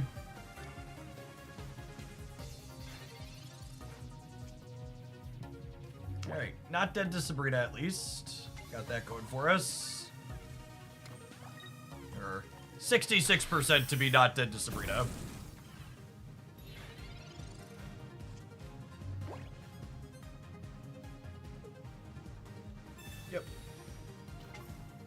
Pretty close, all things considered. And then brick on one utility card at some point.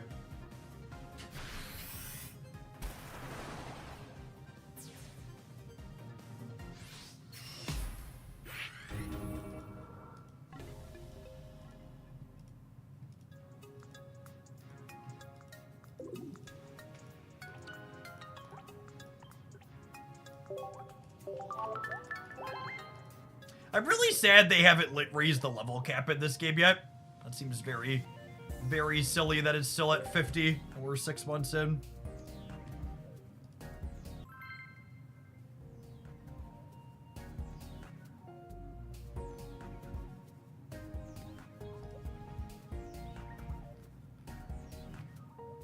Was the outcome different if we put the hat on the first cat? I don't think so.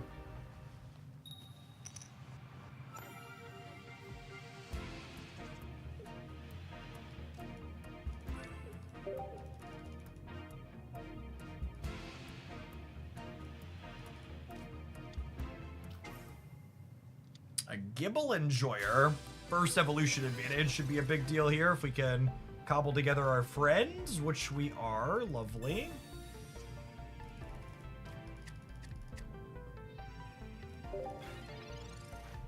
I like holding my basics back here to play around Sabrina. I'm also holding the Pokeball in this instance because if we draw the other Team Galactic grunts next turn, we can pull the other Glam Meow out and then guarantee the other Chimchar.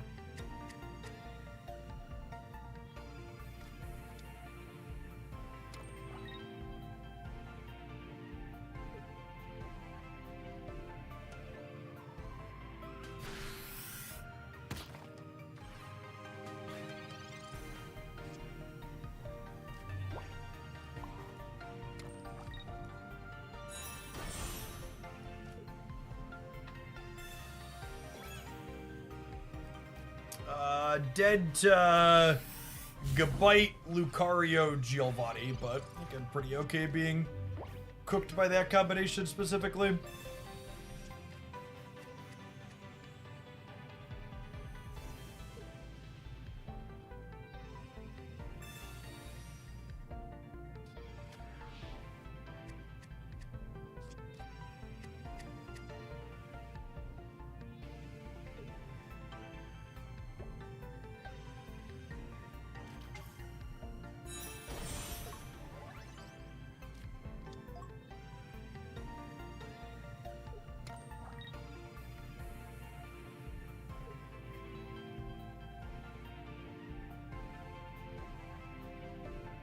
They debating if they want to retreat here or not.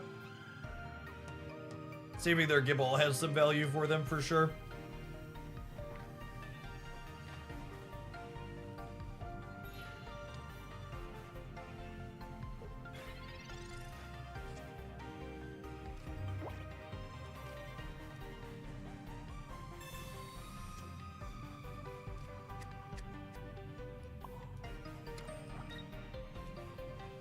I think I'm still waiting to play this out because I don't want to get it got by a Sabrina on Lucario.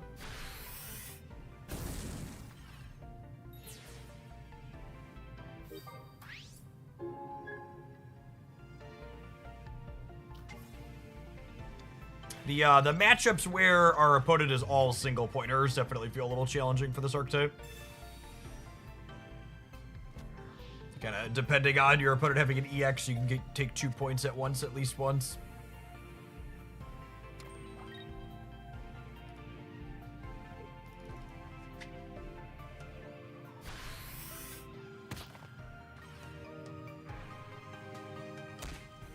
I think that's really good for me, yeah.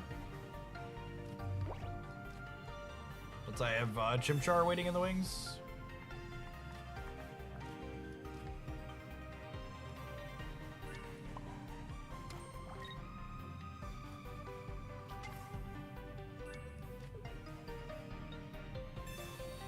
So we'll pick our second point up with Chimchar here.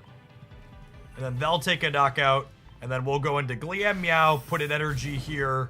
And then they'll clear this and we'll put second energy, finish Lucario. So them giving up a knockout to Chimchar here is very, very good for us.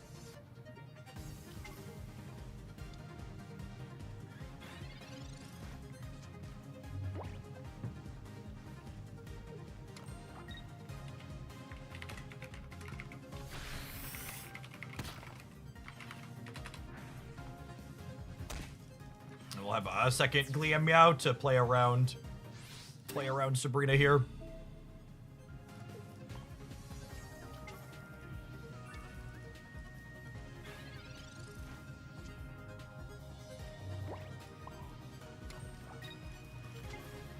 Although I guess that wouldn't even knock us out, so probably doesn't matter. I doubt they have any basics that live a 140 blitz next turn.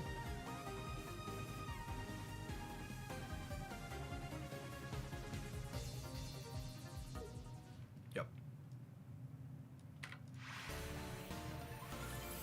I've been in pack opening, event grinding mode for the last few weeks, and I'm with you. I wish they would do a monthly pack instead of bi-monthly 2-1 or 3-1 releases. I mean, they might surprise us and give us a pack when rank drops before the end of the month, but we just, like, literally don't know.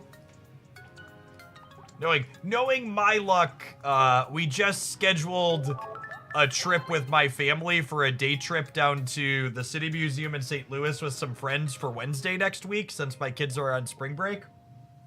So I assume they're gonna, like, announce Tuesday night that, the packs and ranked are coming out on Wednesday, and I'm just gonna be screwed. As far as scheduling goes. I really wish they'd communicate any amount of schedule in advance.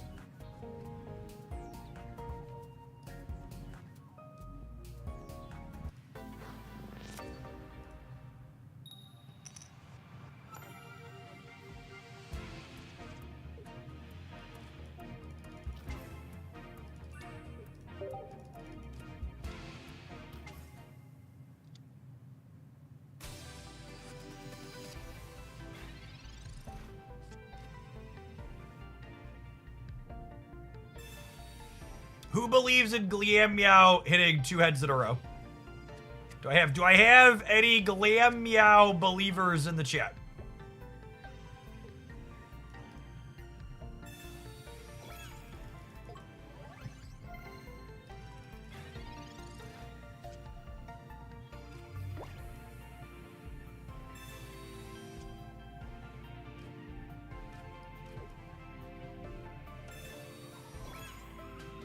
I go dig in for a Chimchar here.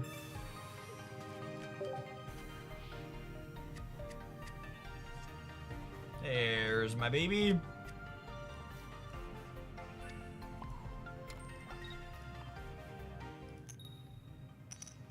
Score 1 for the believers. One more. Can it go all the way? Believe. Listen, chat. We put a heart flare on this thing before we started playing these games. We treat our kitty nice. Gotta treat your kitty right. It'll put claws into the tree for you.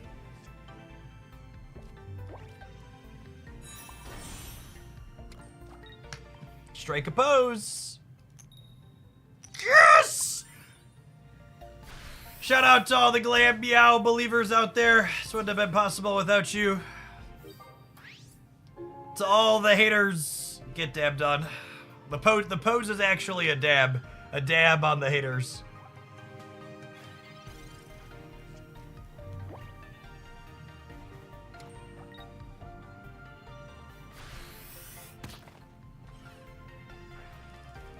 Lovely. And some of you at home thought we were all in on Infernape.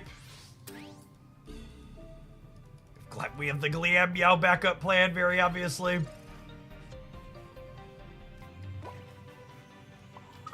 Monkey!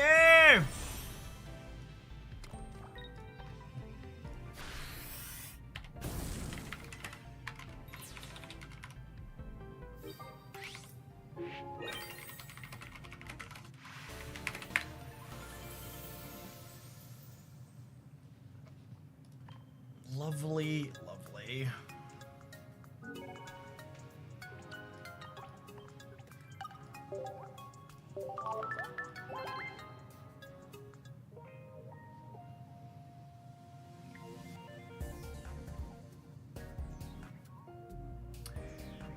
All right, gamers. I know it's only 1 o'clock, but I'm gonna be live for a super long day, likely tomorrow, with drops going on for Marvel Snap on Twitch. So I think I'm gonna go ahead and call it an afternoon.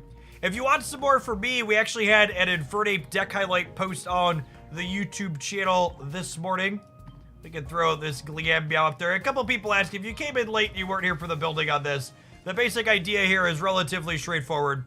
We're playing Meow alongside Team Galactic Grunts so we can have the least amount of Pokemon cards in our deck while having the most access to them to communicate into Ape more consistently. So we're kind of all in on Infernape here to a degree, sans the games where Meow puts up like that last one.